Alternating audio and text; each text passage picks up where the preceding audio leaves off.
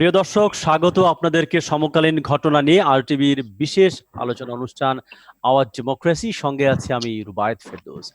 আজ আমরা কথা বলবো করোনা ব্যবস্থাপনার সংকট, দায় ও দায়িত্ব। প্রিয় দর্শক, এই বিষয়ে কথা বলবার জন্য আমাদের সঙ্গে 5 জন আলোচক যোগ দিয়েছেন। আসুন প্রথমে তাদের সঙ্গে পরিচিত হই।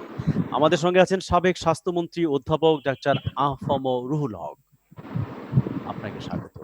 আছেন আওয়ামী লীগ দলীয় সংসদ সদস্য মিস্টার শামীম ওসমান, আসসালামু আলাইকুম। আপনাকে স্বাগত।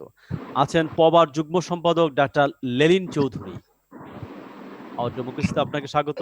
আমাদের সঙ্গে আছেন সিনিয়র সাংবাদিক জুলফিকার আলী মানিক, ওয়েলকাম। এবং বিএসএমইউ এর সাবেক উপ উপাচার্য অধ্যাপক ডাক্তার শহীদুল্লাহ শিকদার। প্রিয় দর্শক, আপনারা জানেন যে দেশে করোনা আক্রান্তের 106তম দিনে আজ শনাক্ত হয়েছে 3531 জন এবং মৃত্যু হয়েছে 39 জন মানুষের। দেশে মোট শনাক্ত এ পর্যন্ত 1,12,306 জন এবং মোট মৃত্যু 1,464 জন মানুষের। আমরা এই অনুষ্ঠানে আপনারা আপনাদের মতামত জানাতে পারেন, আপনাদের প্রশ্ন করতে পারেন এবং এই জন্য টেলিভিশনের পর্দায় দেখানো নাম্বারে আপনারা ফোন করে পরিচয় দিয়ে প্রশ্নটি উত্থাপন করতে পারেন। আমরা জানিয়ে রাখি অনুষ্ঠানটি একযোগে ফেসবুক এবং ইউটিউবে কিন্তু দেখা যাচ্ছে। আমরা যাব প্রথমে আমাদের সঙ্গে সংসদ সদস্য মিস্টার শামীম ওসমান এমপি। আপনি যদি বলেন, নারায়ণগঞ্জ থেকে আমরা জানি যে একটা বড় বিস্তার হয়েছিল, তো সেই সময় আপনি আমার অনুষ্ঠানে এসেছিলেন। এখন আজকে এই 106তম দিনে এসে নারায়ণগঞ্জ সহ সারা দেশের অবস্থা আপনি কিভাবে দেখছেন? আমাদের এই করোনা ব্যবস্থাপনার সংকটগুলো কোথায় এবং এই দায় এবং দায়িত্ব নিয়ে আজকে আমরা কথা পাড়তে যাচ্ছি। Mister Shamim Osman MP. জি, আসসালামু আলাইকুম। এখানে অনেক সিনিয়র যারা আছেন তারা আমার চেয়ে ভালো বলবেন, সাবেক স্বাস্থ্যমন্ত্রী মহোদয় আছেন। বাট আমি যেটা বলতে চাচ্ছি, খুব পরিষ্কার ভাবে বলতে চাই, কারণ আমাদের নেত্রী জাতির জনকের কন্যা শেখ হাসিনা একটা জিনিস শিখিয়েছেন, সাদাকে সাদা বলো, কালোকে কালো বলো। আজকেও একটা প্রেস ইয়েতে ভিডিও কনফারেন্স উনি বলেছেন যে পুকুরের পাড় না কেটেও পুকুর খনন করার পয়সা অনেকে নিয়ে যাচ্ছে। তো সেটার ভুক্তভোগী কিছু কিছু ক্ষেত্রে জনগণ হচ্ছে, আমরাও হচ্ছি এবং ভিক্টিমাইজ হচ্ছি। আমি আপনাকে জিনিসটা বলতে চাই, এই এই এই এই যে করোনা আক্রান্ত হওয়ার পরে, এই মহামারীটা আসার পরে 3টে জায়গায় এটা অ্যাটাক করেছে না। একটা হচ্ছে মানুষের খাদ্য অভাব, কর্মের অভাব এবং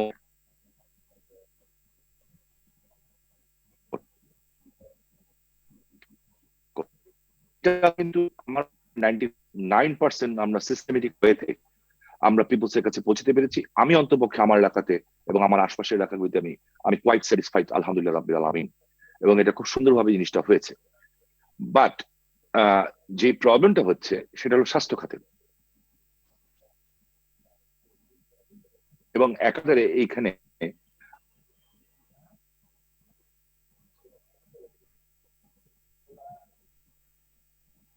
আমার মনে হচ্ছে যে ওনার নেটে আমরা একটু সমস্যা দেখতে পাচ্ছি। আমি আপনার কাছে আবারও আসবো, নেট শুনতে সমস্যা হচ্ছে। যে জুলফিকার আলী মানিক, আপনি যদি বলেন সাংবাদিক হিসেবে, এই পুরো বাংলাদেশ জুড়েই আপনি দেখতে পাচ্ছেন, ঢাকা সহ সব মিলিয়ে, যে করোনা ব্যবস্থাপনায় যে সংকটগুলো আসলে চোখে আঙ্গুল দিয়ে আমাদের দেখিয়ে দিচ্ছে, বিশেষ করে স্বাস্থ্য ব্যবস্থায়। আপনি যদি একটু বলেন সাংবাদিক হিসেবে, জুলফিকার আলী মানিক।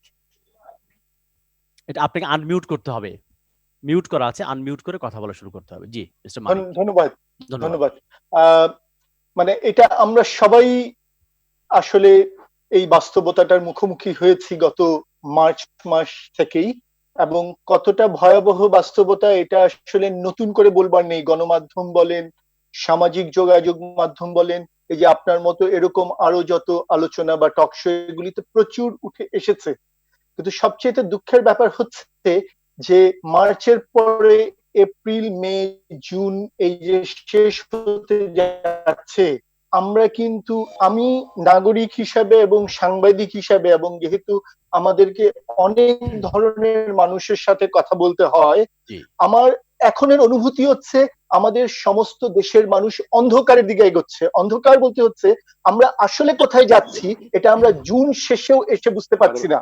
অর্থাৎ হচ্ছে একটি সংকট তৈরি হয়েছে, এটি স্বাস্থ্য খাতের সংকট, যেটা আপনার খাদ্যে মানুষের অভাব লাগিয়ে দিচ্ছে, বেকারত্ব আনছে, অনেক কিছু, এটার একটা বহুমুখী একটি প্রভাব, নেতিবাচক প্রভাব পড়ছে। কিন্তু সংকটের শুরুটা যেটা স্বাস্থ্য খাত থেকে, অর্থাৎ একটি ভাইরাস, তার সংক্রমণ এবং এটিকে প্রতিরোধ করে মানুষের চিকিৎসা দেওয়া এবং এই ভাইরাসের সংক্রমণ থেকে মানুষকে রক্ষা করা, জীবন রক্ষা। এই জায়গাটিতে আমরা অন্ধকার থেকে যাত্রা শুরু করে এখনো অন্ধকারেই আছি। আমরা জানি না এর থেকে পরিত্রাণ কবে। আমরা বিদেশে দেখেছি, যেটা বারবার সরকারের অনেকে বলছেন যে আমরা তো আমেরিকা ইটালির চাইতে অনেক ভালো আছি, আমাদের এখানে মৃত্যু কম। কিন্তু ঘটনা হচ্ছে আমেরিকা ইটালিও তো এত মৃত্যু, এত সংক্রমণের পরেও তারা একটি পিক থেকে নেমে এসে তারা এখন অনেক কিছু খুলে দিয়েছে। আমরা তো এখনো বলতে পারছি না আমরা আসলে কোথায় যাচ্ছি। আমরা কি পিকে যাচ্ছি? আমরা কি পিকে কখন যাব? আমরা কখন নামবো? অর্থাৎ হচ্ছে দেখেন, প্রতিটি বিষয়ে স্বাস্থ্য খাত বলেন, চিকিৎসা খাত বলেন, সংক্রমণের ভবিষ্যৎ বলেন, ইভেন এই যেই লোকগুলো বেকার হয়ে যাচ্ছে, যে লোকগুলোর বেতন কমে যাচ্ছে, চাকরি হারাচ্ছে, সবাই একটি অনিশ্চয়তার দিকে চলে যাচ্ছে। অর্থাৎ আমরা জানি না আমার সামনের পথটা কোথায়। আমি যে সুড়ঙ্গ দিয়ে হাঁটিয়ে নেওয়া হচ্ছে আমাকে, আদৌ আমি কবে আলো দেখবো এই বিন্দু মাত্র আশা দেখা যাচ্ছে না। ধন্যবাদ এটাই হচ্ছে জুলফিকার আলী মানুষের মানিককে। জন্য আমাদের সঙ্গে সাবেক সবথেকে স্বাস্থ্যমন্ত্রী ভীতিকর, আফম সবচেয়ে রুহুল হক, আপনি ভীতিকর যদি ব্যাপার। বলেন যে জুলফিকার মানিক বলতে চাচ্ছে যে আসলে আমরা আলো দেখতে পাচ্ছি না আসলে, এবং চীনা যে প্রতিনিধি আসলে তারাও কিন্তু বলেছে যে বাংলাদেশ অন্ধকারে ঢিল ছুঁড়ে কাজ করছে, কোনো টার্গেট, লক্ষ্য, ব্যবস্থাপনা তারা ঠিক দেখতে পাচ্ছে না। সাবেক স্বাস্থ্যমন্ত্রী হিসেবে আপনি যদি বলেন কেন এই অবস্থা হলো আমাদের? ধন্যবাদ আমাকে যুক্ত করার জন্য। আসলে আমরা যে কিছু প্রবলেমের মধ্যে আছি এটি কাউকে বলে বোঝানোর প্রয়োজন নেই। তবে জুলফিকার যেটি বললো যে সবটি একেবারে আমরা বুঝতে পারছি না, সবই অন্ধকার, কিছুই আমরা দেখতে পাচ্ছি না, সেই জায়গাটায় আমি সম্পূর্ণ একমত না। যে আমরা দেখতে পাচ্ছি ঠিকই কিছু কিছু জায়গা, আমরা কি কর্তব্য বা সেই যে কাজগুলো করবার দরকার সেটা কতটা শক্তভাবে করতে পারছি সেটি কিন্তু আমরা সঠিকভাবে করতে পারছি না। যেমন আমরা জানি যে এই করোনা ভাইরাস একজনের থেকে আরেকজনের ছড়ায়, আমরা একজনের থেকে আরেকজনের জীবন পারি, এটি কিন্তু বন্ধ হয়ে যাবে। চিকিৎসা ব্যবস্থাপনার মধ্যে আমরা এটি খুবই পরিষ্কার। সুতরাং ভাইরাস সম্বন্ধে আমরা কিছু অবশ্যই জানি, কিছু জানি না, যেমন এর কোনো প্রতিষেধক নেই, এর কোনো আর আমরা যেটি জানি না একেবারে, ও তার সাথে আমি একমত, যে আমরা এদেশে কোন জায়গায় আছি, আমরা একেবারে সব দিকে আছি, প্লেটুতে আছি না নিচের দিকে নামছি। গত কয়েকদিন যাবত দেখা যাচ্ছে আমরা 20, 21, 22 এই জায়গায় থাকছি, তাতে অনেক মন্তব্য করছেন যে আমরা বোধহয় একটু প্লেটু হয়ে আসছে, অথবা পরবর্তী পর্যায়ে আমরা নামবো। এটি আমার পক্ষে বলা সম্ভব নয়, কারণ আমি এটি নিশ্চিত নই। কারণ আমাদের অনেকে যে মাননীয় মন্ত্রী, অনেকে যে বলেছেন যে ইতালি কিংবা স্পেন তারা একটা কোয়ালিটি লকডাউন দিতে পেরেছিল বলে 3 মাস পরে তারা কিন্তু তাদের কাপটাকে নিচে নামাতে পেরেছে। তো আমরা কখনোই আমাদের কোয়ালিটি লকডাউন নিশ্চিত করতে পারিনি আসলে।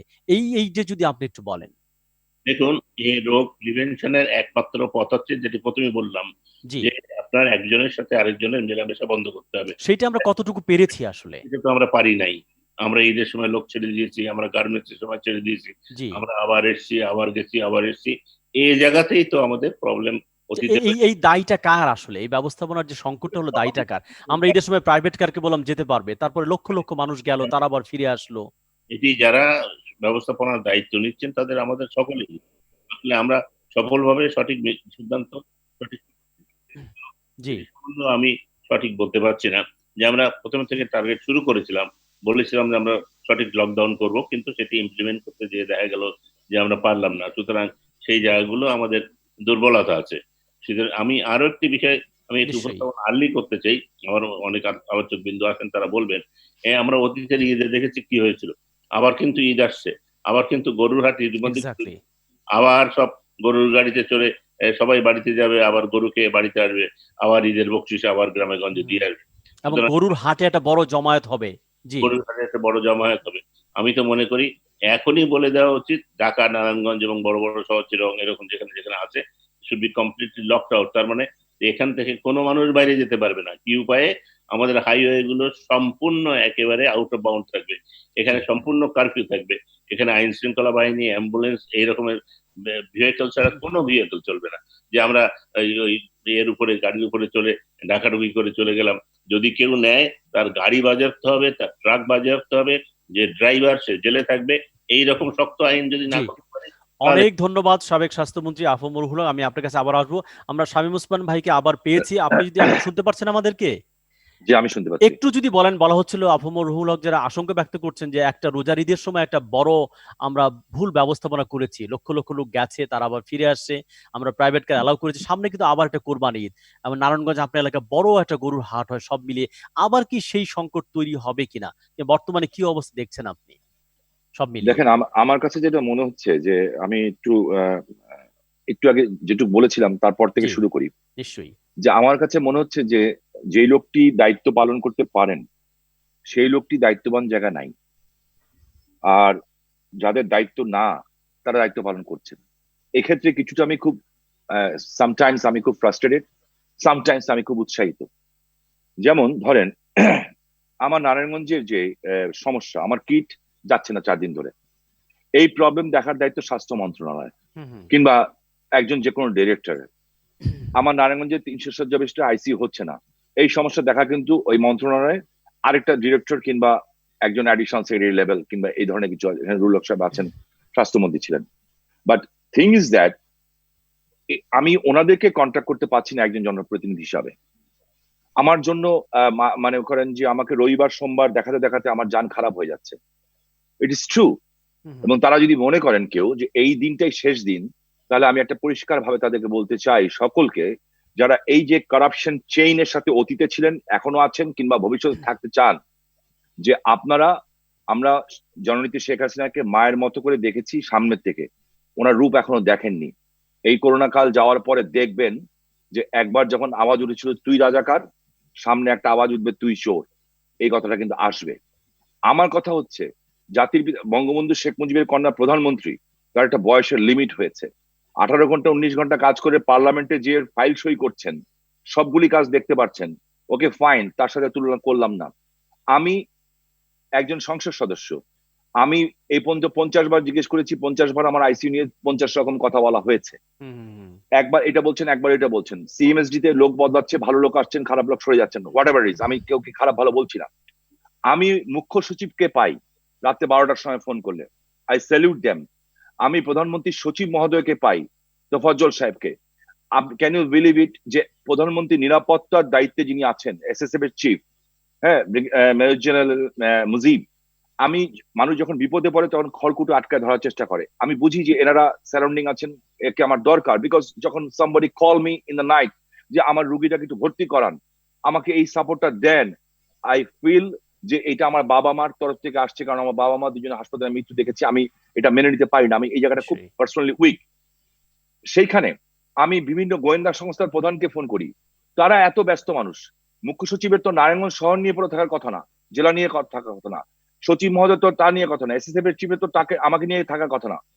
But they will do their job. I am real grateful to Allah সুবহানাহু ওয়া তাআলা যে তারা তাদের কাজটা করছেন এবং আমার সমস্যার সমাধানও করে দিচ্ছেন।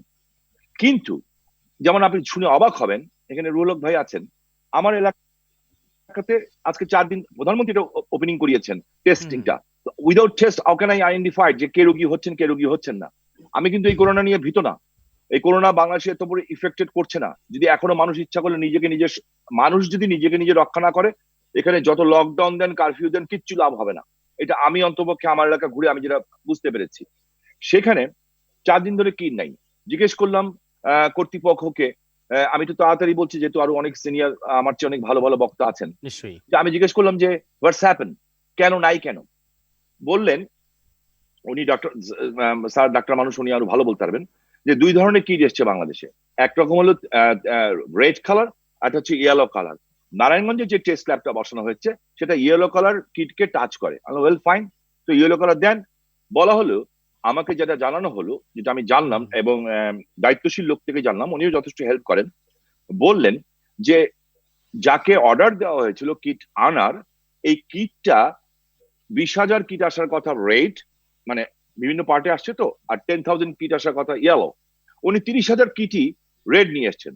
তো আমি তো রাজনীতি করি, সাথে ব্যবসায়ী পরিবারের ছেলে, আই ক্যানট বিলিভ ইট যে আমি ওয়ার্ক অর্ডার দিলাম রেড এন্ড ইয়েলো, আসলো আরেকটা। রেড, হ্যাঁ, ওকে ফাইন, দেন তাকে প্রশ্ন করেন আমার এলাকার মানুষ কেন ভুগবে।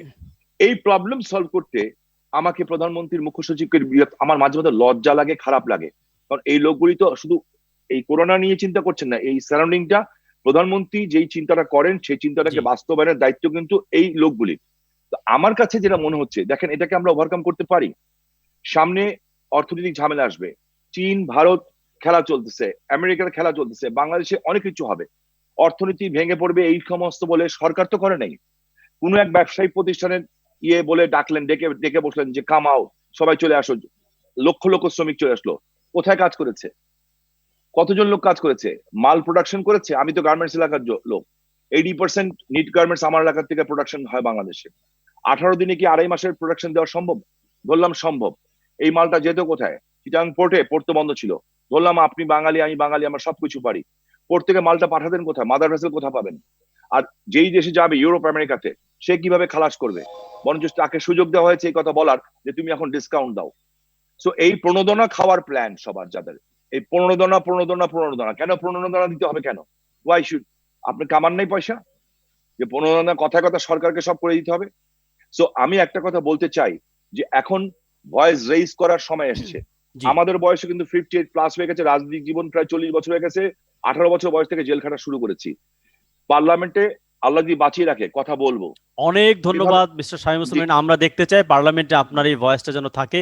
ডক্টর লেলিন চৌধুরী বলেন একই সঙ্গে পাবলিক হেলথ নিয়ে কাজ করেন এবং মানবাধিকার নিয়েও তিনি কাজ করেন। আপনি যদি আনমিউট করে বলেন, মিস্টার শামীম ওসমান যে কথাগুলো বলেছেন তাতে এই যে সমন্বয়হীনতার একটা চরম ব্যাপার কিন্তু আমাদের সামনে উঠে এসেছে, যে কতটা নাজুক আসলে ব্যবস্থাপনা। সব মিলিয়ে ডক্টর লেলিন চৌধুরী আপনি যদি বলেন যে এই দায় কেউ নিচ্ছে না, তো কোনো সমন্বয় হচ্ছে না এখানে। জি ধন্যবাদ। করোনার এই মহা দুর্যোগে আমরা মূলত 4টি বিপদের মুখোমুখি দাঁড়িয়ে আমরা সাধারণ মানুষেরা। একটি হচ্ছে কোভিড-19 ভাইরাসটি, দ্বিতীয়টি হচ্ছে একটি অব্যবস্থাপনা, তৃতীয়টি হচ্ছে দুর্নীতি এবং চতুর্থটি হচ্ছে মুনাফা শিকার। আমরা করোনার জন্য যে পরিকল্পনা করার কথা, একটা হচ্ছে প্রতিরোধ পরিকল্পনা, একটা হচ্ছে চিকিৎসার পরিকল্পনা, আমরা করিনি। এবং এটি না করে আমরা যে চিকিৎসার জায়গা যেগুলো ঠিক করব তার ব্যবস্থাপনাটা করিনি বলেই কিন্তু আমাদের মানুষেরা পথে পথে ঘুরে মৃত্যুবরণ করেছে, অত্যন্ত দুঃখজনক। এবং N95 মাস্কের কেলেঙ্কারি নিয়ে প্রধানমন্ত্রী বলার পরেও তদন্ত কমিটি হয়েছে, আজকে প্রায় 1.5 মাসের কাছাকাছি সেই রিপোর্টটি প্রকাশ করা হয়নি। যখন আমার দেশের মানুষ কয়েক লিটার অক্সিজেনের জন্য মৃত্যুবরণ করছে, হাসপাতালের দ্বারে ঘুরে ঘুরে মৃত্যুবরণ করছে, সেই টাকা যে দুর্নীতিবাজরা 900 কোটি টাকার কেনাকাটার জন্য যারা লুটপাট করেছে তাদেরকে জবাবদিহিতার মুখে আনা হয়নি। এবং ইতিমধ্যেই আমাদের সংসদ সদস্য শামীম ওসমান সাহেব বললেন, গার্মেন্টস এর লোকজন মুনাফা শিকারের জন্য আমাদের মানুষকে যেই ধরনের বিপদের মুখে ঠেলে দিয়েছে, আমি মনে করি এইগুলোকে যদি এখন আমি মিস্টার ওসমানের সাথে একমত হয়ে বলছি, যদি কঠোরভাবে গভর্নমেন্ট নিয়ন্ত্রণ করতে না পারবে তাহলে কিন্তু ঝামেলাটা অন্য জায়গায় হচ্ছে। মানুষ ঝামেলায় আছে, কষ্টে আছে, বিপদে আছে, সরকার কাজ করবে, দুয়ের মধ্যে একটি মেলবন্ধন করতে হবে। এই মেলবন্ধনকে আঘাত করছে অনিয়ম, দুর্নীতি, অব্যবস্থাপনা। যারা এগুলো ঘটাচ্ছে তারা দিব্যি বসে আছে। আপনি বলুন, স্বাস্থ্য অধিদপ্তরের ডিজি মহোদয় তিনি বললেন 2 থেকে 3 বছর এই করোনা থাকবে। কোন গবেষণা, কোন উপাত্ত, কোন সমীক্ষা, কোন বৈজ্ঞানিক তথ্যের ভিত্তিতে তিনি বললেন? আবার 3 দিন পরে তিনি কথা প্রত্যাহারও করে নিলেন। তো এরকম একটা সংকটের সময় একটা কথা বলছেন, আবার কথা তুলে নিচ্ছেন, এইটাই তো একটা দ্বিধা এবং সংকটকে প্রকট করে তোলে। আসলে মানুষ কোনটা বিশ্বাস করবে? তার মানেটা দাঁড়ায় কি? এই কথাটি শোনার পরে বেশ কয়েকজন বরণীয় মানুষ এই দেশে 70-এর বেশি যাদের বয়স আমাকে তুমি করে বলতেছে, বলো তো আমরা এখন কি করব? 3 বছর ঘরে আটকে থাকবো? এই হতাশা তার যে উদ্যম কত কমিয়ে ফেলছে, এটি তাকে মৃত্যুর দিকে নিয়ে যাবে। তার মানে এই যে দায়িত্বহীনতা সর্বত্র, এটি হতে পারে না। গত 14ই মে আমাদের স্বাস্থ্যমন্ত্রী এখন যিনি আছেন তিনি বলেছেন যে করোনা নিয়ে খুব বেশি ভাবার দরকার নাই, কিছু লোক আক্রান্ত হবে তো এটা নিয়ে কোনো অসুবিধা হবে না। তিনি কোন স্বর্গে বাস করে এই জাতীয় ওহি আমাদের জন্য পাঠান? তিনি বিজ্ঞান বোঝেন না, তিনি বোঝেন না করোনা কোন দিকে যাচ্ছে, এর গভীরতা কি, এর মৃত্যুর হার কি তিনি জানেন না। আমি অবাক হয়ে যাই যে মূলত যারা ব্যবস্থাপনার দায়িত্বে তারা কোথায় আছে। আমি মাননীয় প্রধানমন্ত্রীকে বলবো, এই জাতীয় আগাছার দরকার নেই। আপনি নিজে হাতে হাত ধরুন, আপনার পেছনে মানুষ থাকবে এবং আপনি নির্দেশ দেবেন, দেখবেন আমরা এটাকে না, উনি তো করোনার একা সব করতে পারবে না। একটা স্ট্রাকচার কাঠামো দিয়ে তো সমস্ত বাংলাদেশের ব্যবস্থাপনা করতে হবে। একজন ব্যক্তির পক্ষে তো হিউম্যানলি ইম্পসিবল যে সমস্ত বিষয় দেখভাল করা তার পক্ষে তো সম্ভব না। কোথায় ইউনিয়ন পরিষদ, উপজেলা, এটা তো সম্ভব না। সেই ক্ষেত্রে খুব তিনি পরিষ্কার কথা মানুষকে দায়িত্ব দিবেন, ডেলিগেট করবেন, তারা সেই দায়িত্বগুলো করবে। সেই সেই ফাঁক ক্ষেত্রে ফোকরগুলো তো বেরিয়ে আসছে এখন আসলে। সেই ক্ষেত্রে কিন্তু দায়িত্ব একদম দিচ্ছেন, ক্লিয়ার তারা কথা, দায়িত্বটা রাখছে না। ফায়ার দ্য পিপল যারা পারছে না, জি and recruit the new blood জি, অনেক এবং ধন্যবাদ। আমরা ফাইট অন। যাচ্ছি যারা দায়িত্ব পালন করতে পারছে না তাদেরকে একটা শাস্তির মুখোমুখি আনতে হবে। ডাক্তার শিকদার, আপনি যদি একটু বলেন যে প্রশ্নটি আমাদের সামনে এসছে যে কবে আমাদের আসলে, এখন তো কার্ভটা স্পাইক হচ্ছে, কবে প্ল্যাটুতে যাবে, কবে ফ্ল্যাটেনিং হব, এরকম কোনো মডেলিং কি আপনারা করেছেন কিনা? ডাক্তার শিকদার, আপনি কি শুনতে পাচ্ছেন? আনমিউট করে কথা বলতে হবে।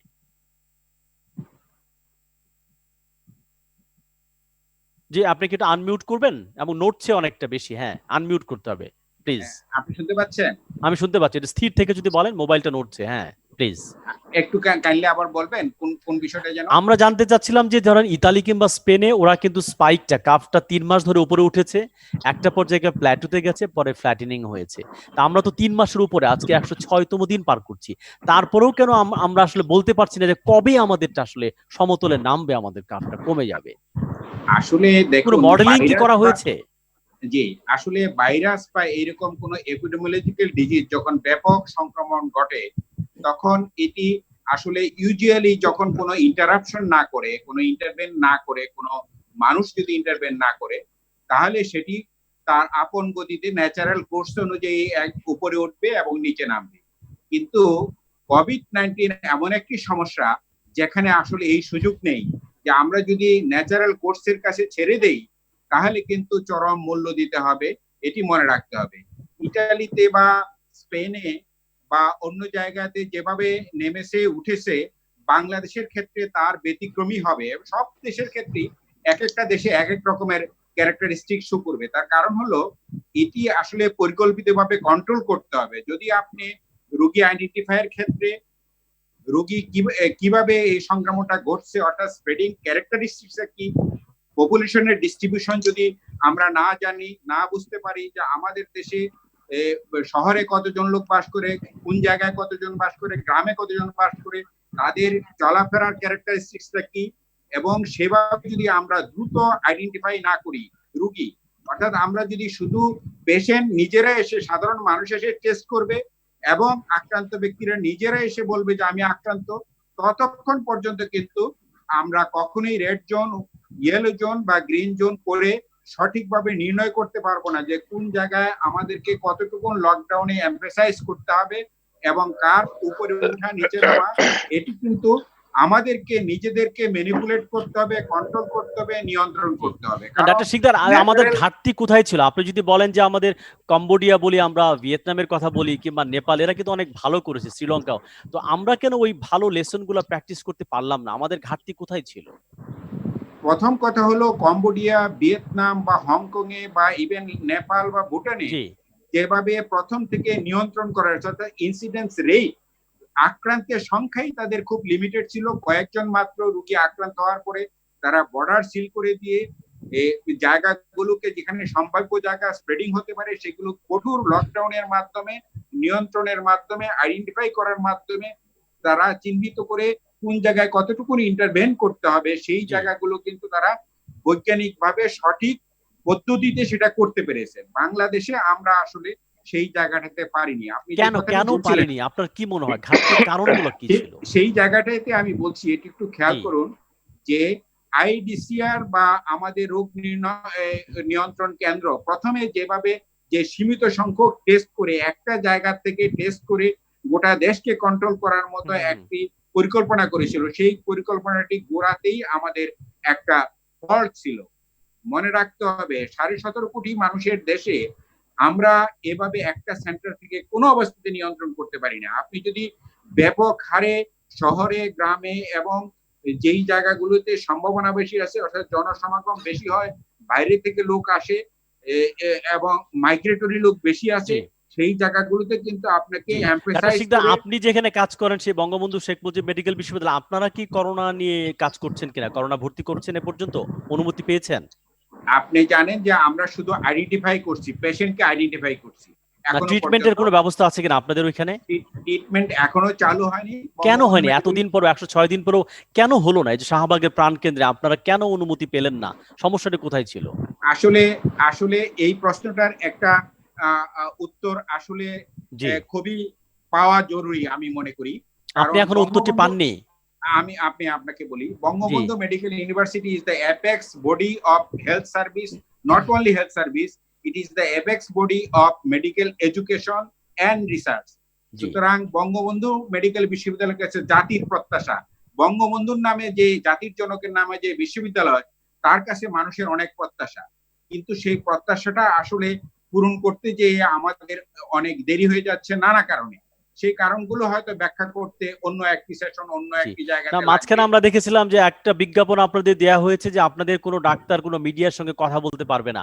সেরকম একটা নোটিশও আমরা দেখলাম আসলে। তো আপনারা হচ্ছে এক্সপার্ট, গবেষক, ডাক্তার, আপনারা যদি আমাদেরকে না জানান আমরা জানবো কিভাবে? এই সংকটকালীন সময় তো তথ্যের স্বাধীনতা আরো বেশি দরকার। এখন এটাকে কেন সংকুচিত করা হচ্ছে? সেই ব্যাপারে আসলে কোভিড এর তথ্য ব্যাপারে আসলে আমার মনে হয় নিষেধাজ্ঞা আরোপ করা হয় নাই, বরং জি, এটি অন্য বিষয়ে একটু মানে বিশেষ করে আপনি যেগুলো আইটির কতগুলো নিয়ম নীতি আপনি জানেন আছে, সেই জায়গাতে হয়তো কোনো ব্যত্যয় ঘটবে মনে করে কর্তৃপক্ষ জি। এই ধরনের একটি নোটিশ জি, আসলে অনেক সার্ভ ধন্যবাদ। আমরা করেছিলেন। যাবো, একজন দর্শক আমাদের সঙ্গে যোগ দিয়েছেন, তার ফোনটি নিয়ে আমরা আলোচনায় ফিরছি। প্রিয় দর্শক, কে বলছেন? কোত্থেকে বলছেন? পরিচয় দিয়ে আপনার আসসালাম, প্রশ্নটি উত্থাপন করুন। ফয়সাল আহমদ, সিলেট সদর উপজেলা থেকে বলছি। সিলেট থেকে বলুন। আমি কমিউনিটি ক্লিনিকে চাকরি করি। আমি একজন সিএইচসিপি। আমার বলুন। প্রশ্নের উত্তরটি আসলে সবাইকেই দিতে হবে এমন না। মাননীয় স্বাস্থ্যমন্ত্রী, সাবেক স্বাস্থ্যমন্ত্রী, উনি প্রশ্নের উত্তরটি দিবেন। প্রশ্নটি নিশ্চয়ই। একটু লম্বা। তো আমি গত 28 তারিখের আগে আমাদের উপজেলা স্বাস্থ্য একটু কর্মকর্তার জোরে যদি নির্দেশে বলেন আপনি, একটু জোরে, একটু স্যাম্পল লাউডার। কালেকশনে যাই হুম, এবং আমরা যে দুজন সিএইচসিপি স্যাম্পল কালেকশনে যাই, ওই দুজন সিএইচসিপি গত 8 তারিখে আমাদের কিছু উপসর্গ দেখা দিলে আমরা এই স্যাম্পল দিই সিলেট শামসুদ্দিন হাসপাতালে। দুঃখের বিষয় হলো এই, আজকে আমার রিপোর্টটা আসে পজিটিভ, আজকে দীর্ঘ 11-12 দিন পর।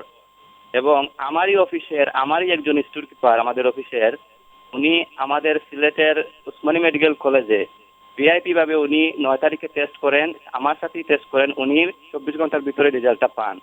কিন্তু আমি একজন সিএসসিপি হিসেবে আমরা এই আপনার কমিউনিটি ক্লিনিকে চাকরি করি, কিন্তু তারপরও আমার এত দেরি হলো রেজাল্টটা পেতে। আর আরেকটা বিষয় আমি এই মাসেই চলতি মাসে একটি চিঠি আসে যে কোনো সিএসসিবিদেরকে স্যাম্পল কালেকশনে জড়িত না করার জন্য। এই চিঠিটা যদি আগে আসতো তাহলে এখন পর্যন্ত 162 জন সিএসসিবি আক্রান্ত এবং 2 জন মৃত্যুবরণ করেছেন।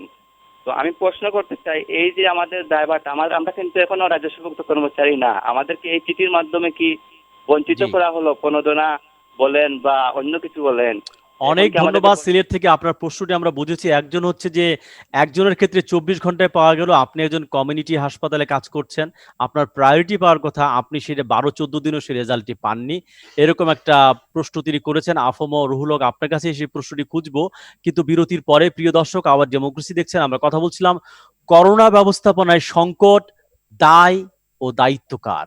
আমাদের সঙ্গে থাকুন, একটু পরেই আমরা ফিরে আসি এই আলোচনায়।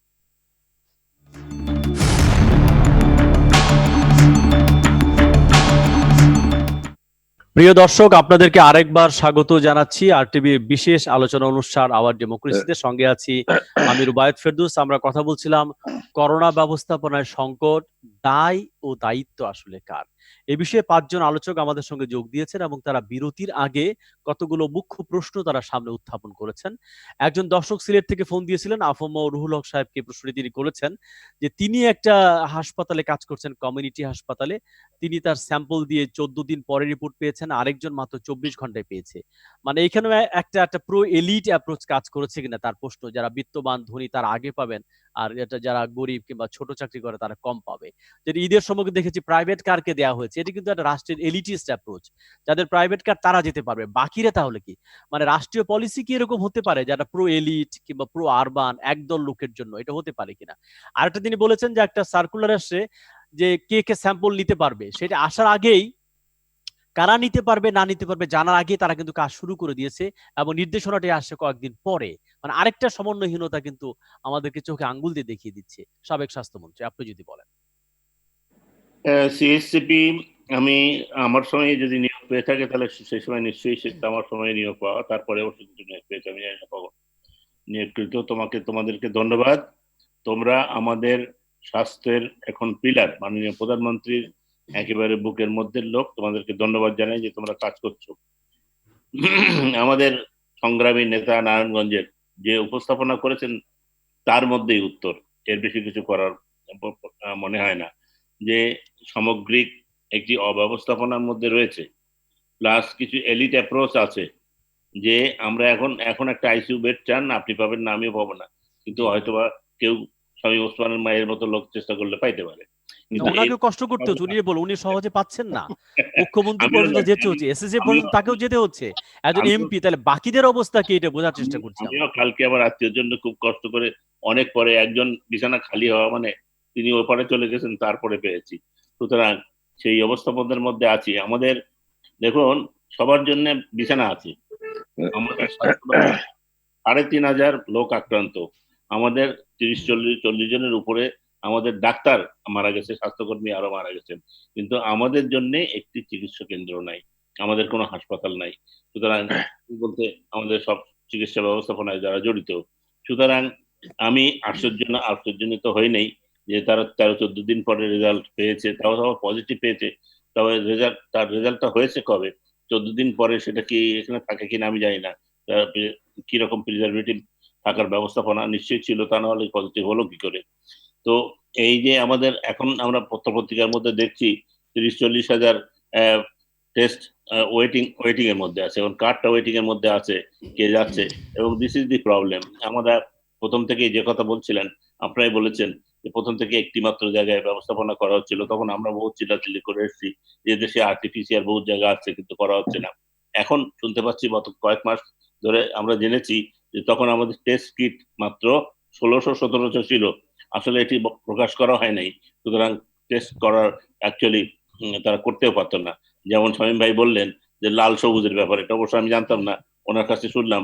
সুতরাং এই লাল সবুজের প্রবলেম তো নিশ্চয়ই একটা আর্টিফিশিয়াল না, এখানে যে 60টি পিসিআর আছে তার মধ্যে কিছু লাল কিছু সবুজ নিশ্চয়ই আছে। সুতরাং কারা কারা বাদ পড়ছেন সেটাও সেই জন্যই আমরা শুনি যে এখানে টেস্ট হচ্ছে, ওখানে টেস্ট হচ্ছে না। তো দেখুন, স্বাস্থ্য মন্ত্রণালয়ের ডিজি সাহেবের পরে যারা আছেন, কিছু অযোগ্য ব্যক্তিদের যারা আমি দেখছি মনে হচ্ছে তারা তারা মানে সারাউন্ডেড বাই। ডিজি সাহেব যে বক্তৃতাটা দিলেন, বললেন যে আমাকে লিখে দেওয়া হয়েছিল, আমি দেখি নাই। তো লিখে দিয়েছেন কারা? তারই অ্যাসিস্ট্যান্ট, তারা সেই রকম লোক যে। এইটুকু কি কোনো কাজের কথা নাকি? আমাকে বক্তৃতা লিখে দিলে আমি রিড আউট করার আগে আমি কি দেখবো না? আমি তাকে সাদা কাগজে দস্তক দিয়ে দেওয়ার মতো, আমার জমি লিখে নেওয়ার মতো। তো সেটাই বলেছি, এটা তাকে বলেছি পার্সোনালি। জি, অনেক ধন্যবাদ। আমি আসবো আপনার কাছে। আরেকজন দর্শক যোগ দিয়েছেন, তার ফোনটি নিয়ে আমি আলোচনায় ফিরছি। প্রিয় দর্শক, কে বলছেন, কোত্থেকে বলছেন, আপনার পরিচয় দিয়ে প্রশ্নটি রাখুন। জি, আসসালামু আলাইকুম। ওয়ালাইকুম আসসালাম।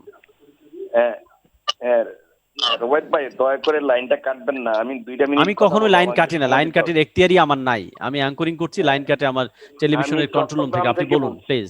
আমার নাম শরীফ। বলুন। আমি বলতে চাচ্ছি, ঈদের সময় যে একটা কথা বললো নীতি নির্ধারকের পক্ষ থেকে, যে যাদের ব্যক্তিগত গাড়ি আছে এরা যাইতে পারবে।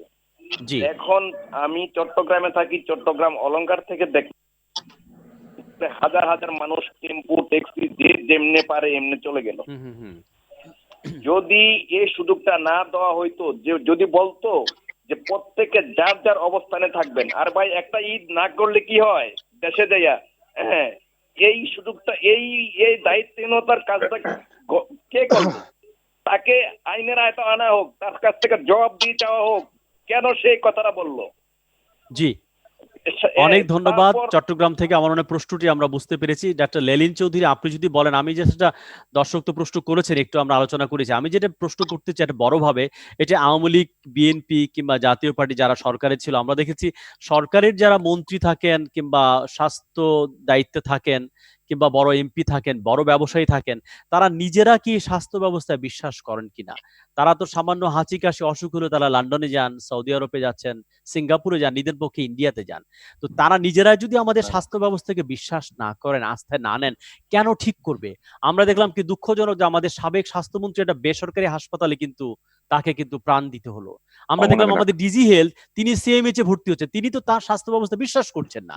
তাহলে কিভাবে ঠিক হবে এই স্বাস্থ্য ব্যবস্থা যদি তারা এটাকে বিশ্বাসই না করেন? ডক্টর লেলিন চৌধুরী। ধন্যবাদ। করোনা ক্রাইসিসটা আমাদেরকে কতগুলো নগ্ন সত্যকে চোখে আঙুল দিয়ে দেখিয়ে দিয়েছে। যারা আগে হাঁচি কাশির জন্য সিঙ্গাপুর, ব্যাংকক যেতেন, অথবা ছোটখাটো চিকিৎসার জন্য পায়ের নখ কাটার জন্য ভারতে অথবা থাইল্যান্ডে যেতেন, এই মানুষগুলো যখন করোনার সময় হঠাৎ করে এই যাওয়াটা বন্ধ হয়ে গেল, তারা একটা অসীম নিরাপত্তাহীনতা ভোগা শুরু করলো এবং উন্মাদের মতো কতগুলো কাজ শুরু করলো। এই হাসপাতালটা আমার, ওইটা আমার। এবং এদের কেউ কেউ আপনি জানেন যে হাসপাতালে ভর্তি হওয়ার পরে, কুর্মিটোলাতে ভর্তি হওয়ার পরে প্রথমে তার লোকজন দিয়ে অক্সিজেনের সিলিন্ডারটা দখল করে নিজের রুমে রাখতো। কি অদ্ভুত সাইকোলজি! এবং তারা এই দেশের হাসপাতালে ভর্তি হওয়াটাকে তাদের জন্য অপমানজনক ভাবতো। এখন দ্বিতীয় ব্যাপারটা দাঁড়ালো, যারা এই দেশের হাসপাতালের শ্রেষ্ঠ জায়গাগুলোতে আগে যেতে পারতো, তারা এই ভিভিআইপিদের চাপে স্থানচ্যুতি ঘটলো, তারা আর ওই জায়গায় যেতে পারেন, তারা নতুন জায়গা খোঁজা শুরু করলো। না, তারা কিন্তু বিদেশে যেতেন, কিন্তু সমস্যা হয়ে গেছে, করোনা সিঙ্গাপুরেও চলে গেছে, করোনা লন্ডনেও চলে গেছে, করোনা কানাডাও চলে গেছে। এইটা হচ্ছে সমস্যা। তাদেরকে কিন্তু আপনি পেতেন না হয়তো এখানে। তারপরে আরো কিছু মজার ব্যাপার ঘটলো। আমাদের যে ঢাকা মেডিকেল, যেখানে গরিব মানুষেরা ভর্তি হয়ে জানেন, আমাদের এক ডাক্তার বন্ধু, জুনিয়র বন্ধু চমৎকার একটা ফেসবুকে স্ট্যাটাস দিয়েছিল যে জয়েন্ট সেক্রেটারির নিচে অথবা অ্যাসোসিয়েট প্রফেসরের নিচে কাউকে এখন আর অ্যাডমিশন দেওয়া হয় না ওইখানে। তার মানে দেখেন কি অদ্ভুত একটা অবস্থা দাঁড়াচ্ছে।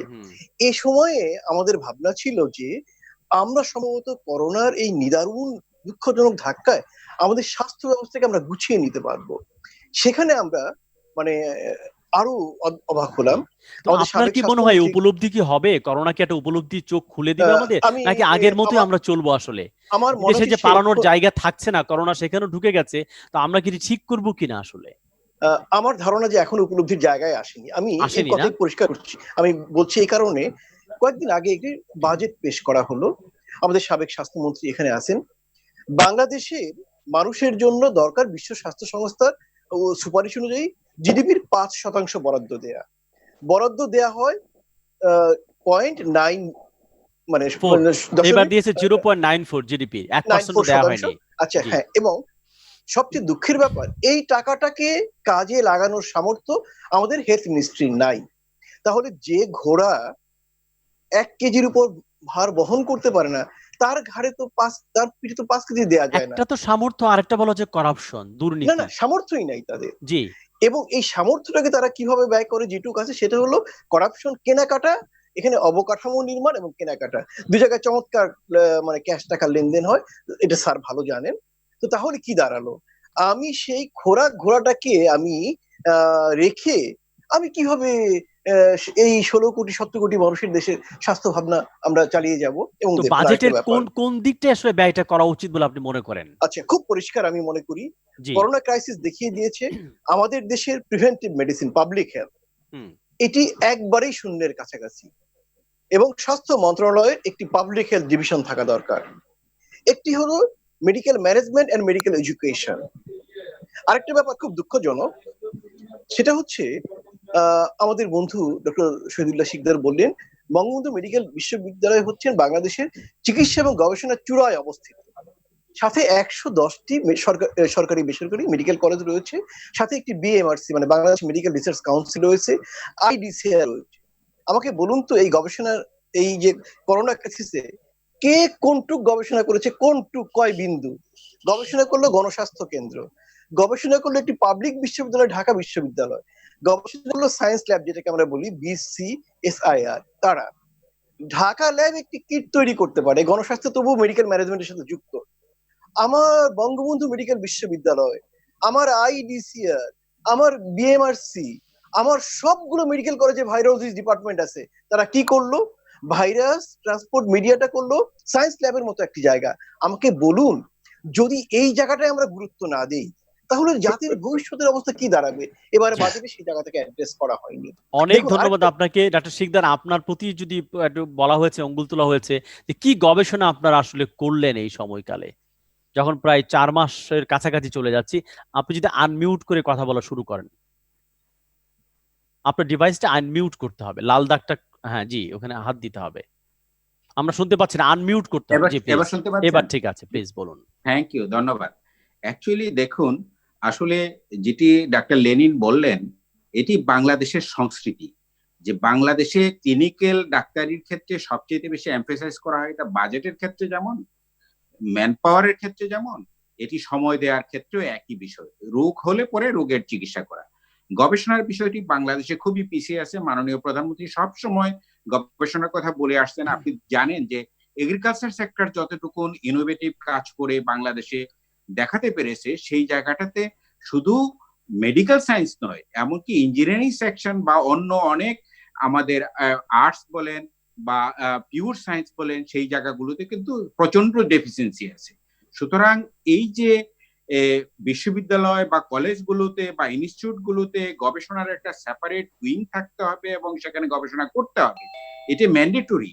এবং আপনি নিজে জানেন, আপনি বিশ্ববিদ্যালয়ের একজন শিক্ষক, আপনি জানেন যে গবেষণা ছাড়া অ্যাসিস্ট্যান্ট প্রফেসরই হওয়া যায় না, অ্যাসোসিয়েট প্রফেসর হওয়া যায় না, প্রফেসর হওয়া যায় না। বাংলাদেশে গবেষণা ছাড়া, মানে আমি বলছি, কোনো না কোনো ভাবে একটি পেপার থাকলেই হয়, একটি মানে একটা নির্দিষ্ট সংখ্যক পেপার থাকলে অ্যাসিস্ট্যান্ট প্রফেসর হওয়া যায়, অ্যাসোসিয়েট প্রফেসর হওয়া যায়, প্রফেসর হওয়া যায়। আর পলিটিক্যাল কানেকশনটা লাগে, আর রাজনৈতিক কানেকশনটা খুব কাজে লাগে পদ পদবীর ক্ষেত্রে। আমরা দেখি ডাক্তারদের মধ্যে ড্যাব আছে, সাচিব আছে, দারুণ ভাবে কিন্তু রাজনৈতিক ভাবে বিভক্ত এই ডাক্তারদের মধ্যে প্রফেশন, যেটা আমাকে কষ্ট দিয়েছে আসলে। জি, এরকম বলা যায় আওয়ামী লীগের ডাক্তার বিএনপি রোগী দেখবে কিনা, বিএনপি ডাক্তার আওয়ামী লীগের রোগী দেখবে কিনা, এইরকম সংকটও কিন্তু মানুষের মধ্যে রয়ে গেছে।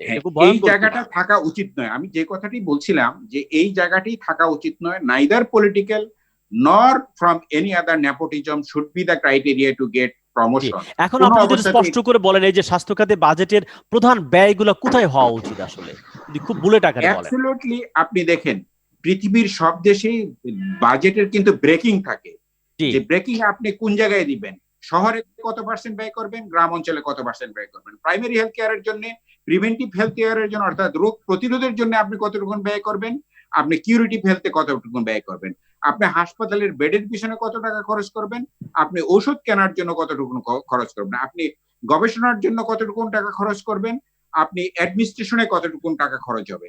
আপনি ম্যান পাওয়ার তৈরি করলেন, অ্যাডমিনিস্ট্রেশনে বহু টাকা খরচ হয়ে গেল, কিন্তু আপনি যথার্থ গবেষণার উপাত্ত না থাকার কারণে সেই ম্যান পাওয়ার কোন জায়গায় কতটুকু কোন সময় কাজ করবে সেটি আপনি ডিফাইন করতে পারলেন না। তাহলে কি হলো? এটা কি বাজেটের স্বাস্থ্য খাতের বরাদ্দকে কি এরকম উপখাতে কি বিভক্ত করা নেই? আপনি কি দেখেছেন? ওইভাবে কোনো উপখাতে বিভক্ত নাই, কিছু কিছু জায়গাতে ভাগ করা আছে, এগুলো খুব ব্রড বেসিসে ভাগ করা আছে, যেগুলো আপনি যদি এমফাসাইজ করে দিতেন, আপনি যদি বলেন যে আমার রিমোট এলাকা হাতিয়া সন্দ্বীপে যেখান থেকে মানুষের কমিউনিকেশন কম, সেই জায়গাতে এত টাকা খরচ করতে হবে, ঢাকা শহরের পাশে একটা উপজেলাতে এত টাকা খরচ করতে হবে, আপনি যদি এভাবে ভাগ করেন তাহলে ওই মানুষগুলোকে কিন্তু বাজেটে স্বাস্থ্য বাজেট করার জন্য আপনাদের সঙ্গে কি কথা বলা হয়? আপনার যারা স্টেক হোল্ডার, প্রধান স্টেক হোল্ডার, তাদের সঙ্গে কি আলাপ আলোচনা করা হয়, নাকি আমলারাই সব করে ফেলে?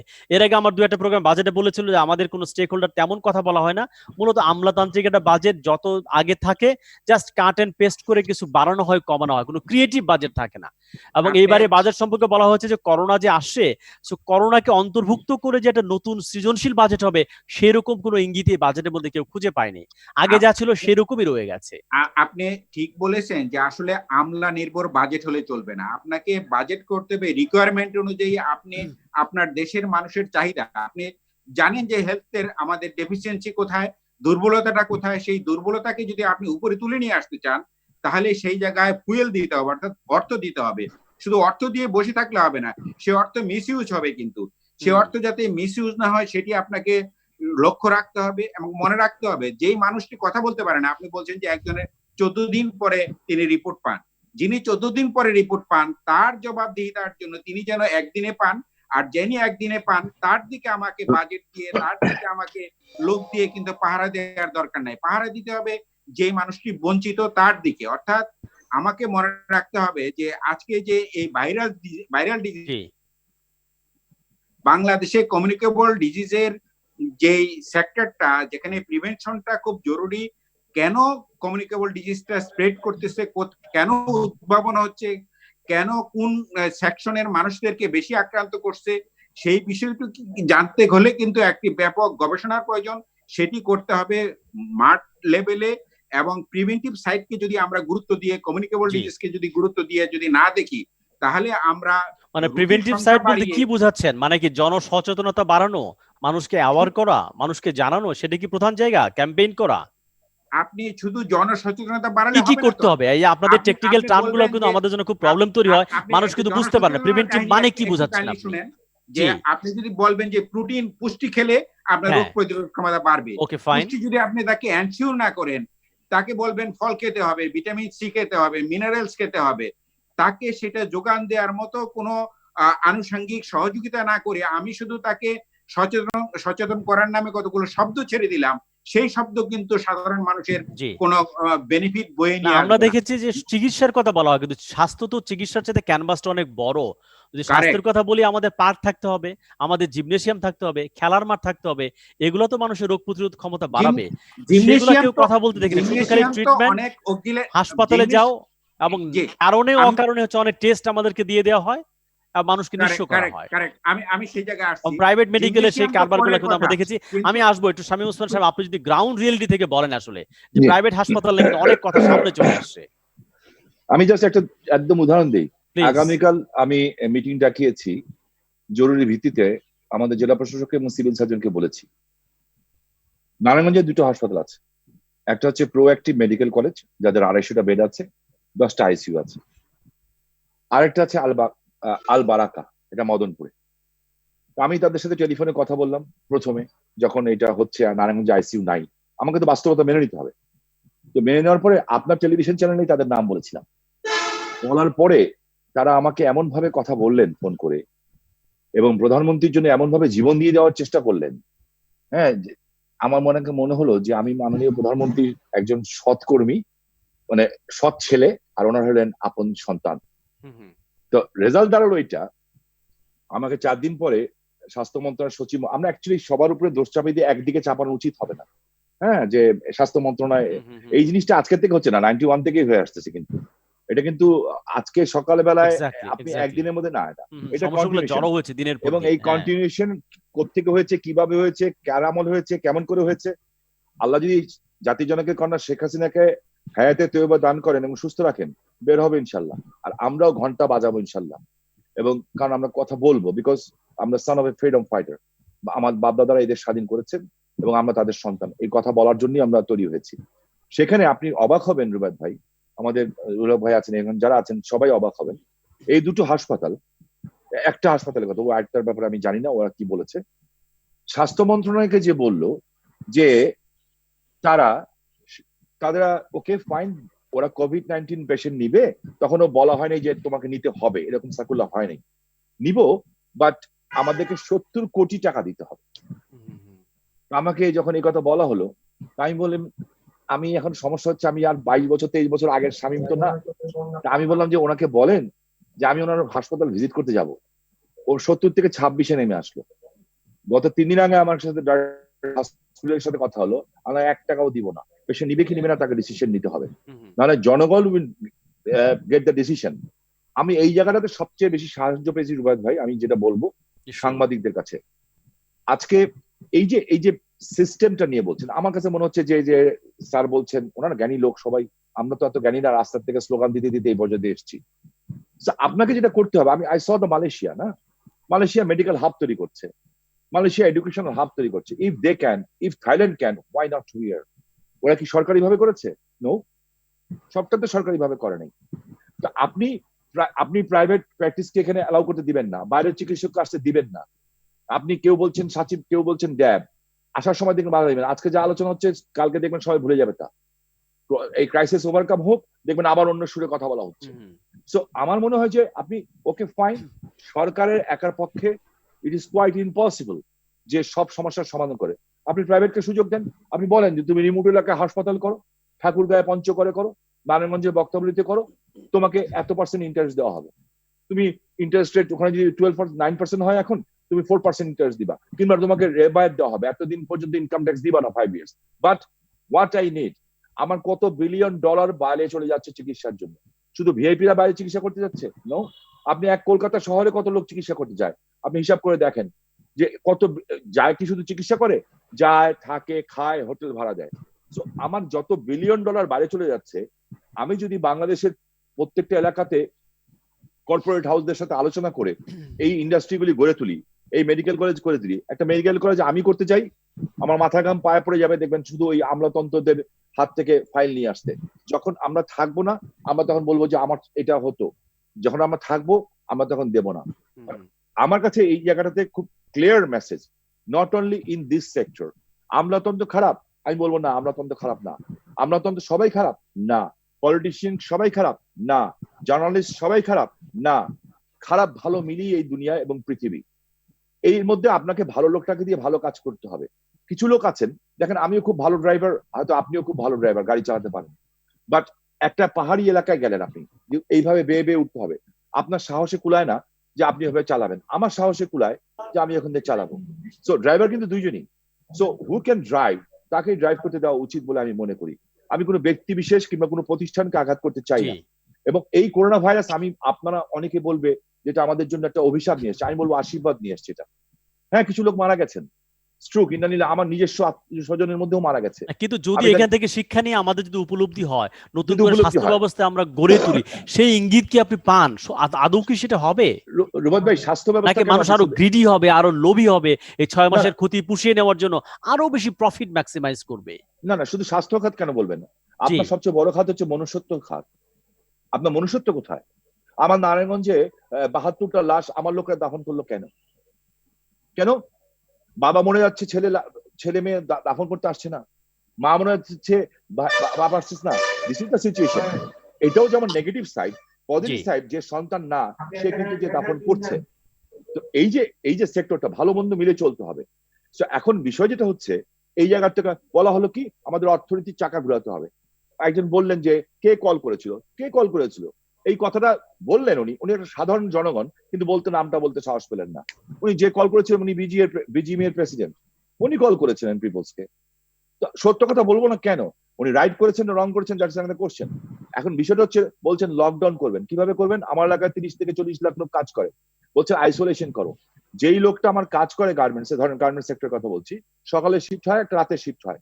সকালের শিফট ম্যাচটাকে এইভাবে ভাড়া করে ওরা, সকালের শিফটে যে কাজ করে সে রাতের শিফটে যে ঘুমায়, রাতের শিফটে যে কাজ করে সে সকালের শিফটে ঘুমায়।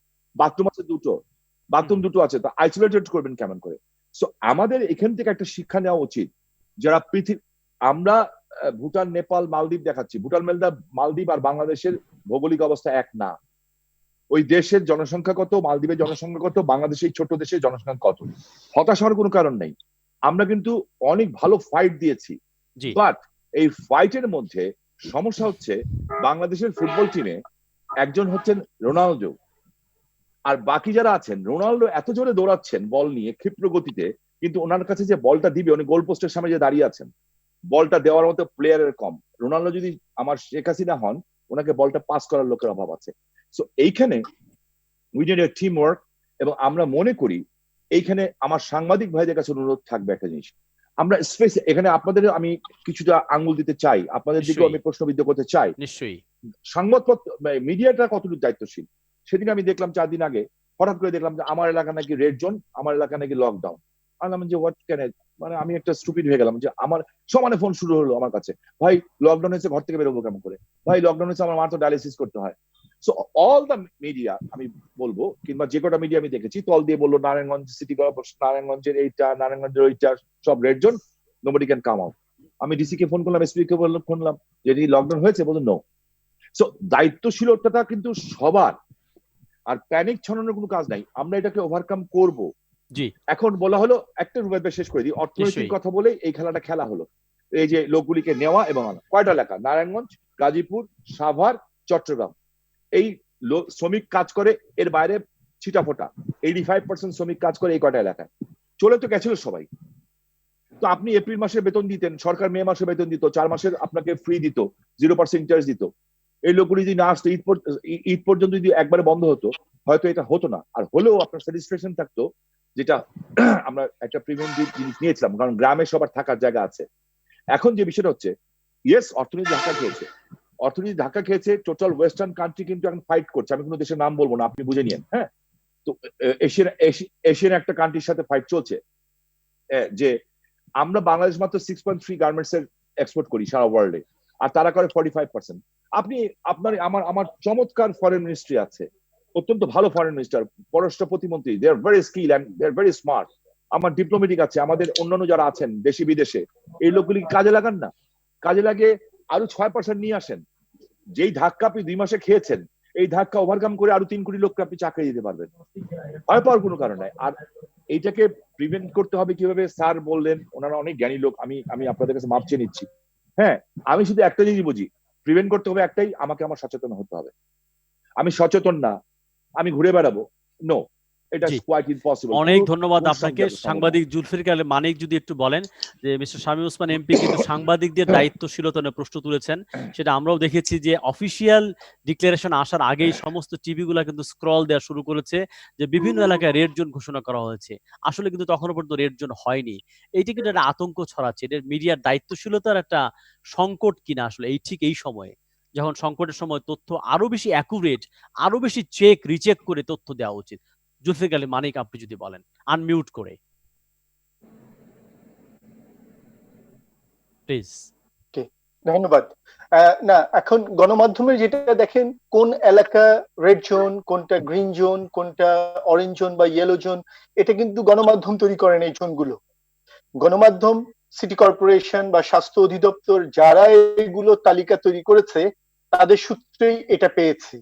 তারাই সাপ্লাই দিয়েছে, তারাই বলেছে এই জোনগুলোকে রেড, এই জোনগুলোকে অরেঞ্জ বা ইয়েলো বা গ্রিন করা হয়েছে। তো গণমাধ্যম এটা প্রচার করেছে, তারাই বলেছে আমরা শিগগিরই এগুলি ইমপ্লিমেন্ট করব। তারাই, যেমন হেলথের ডিজি বলেছেন 2-3 বছর করোনা থাকবে, গণমাধ্যম প্রচার করেছে। তো এইরকম অসংখ্য দায়িত্বশীল কথাবার্তা সরকারের লোকজন বলে আসছেন। আমরা কি জানি না, একজন মন্ত্রী শুরুতে বলেছেন আওয়ামী লীগ করোনার চাইতে বেশি শক্তিশালী, গণমাধ্যম প্রচার করে দিয়েছে আওয়ামী লীগ করোনার চেয়ে শক্তিশালী। এখন গণমাধ্যমের তাই হলে তো উচিত সরকারের মন্ত্রীদের, এমপিদের, প্রশাসনের দায়িত্বশীল লোকদের এ ধরনের অসংখ্য ফালতু কথা প্রচার স্ট্রেইট বন্ধ করে দেওয়া, অথবা তাদেরকে অ্যাকাউন্টেবল করা, রাইট? সো বিভ্রান্ত তো গণমাধ্যমকে দায়িত্বশীল লোকরাও করে।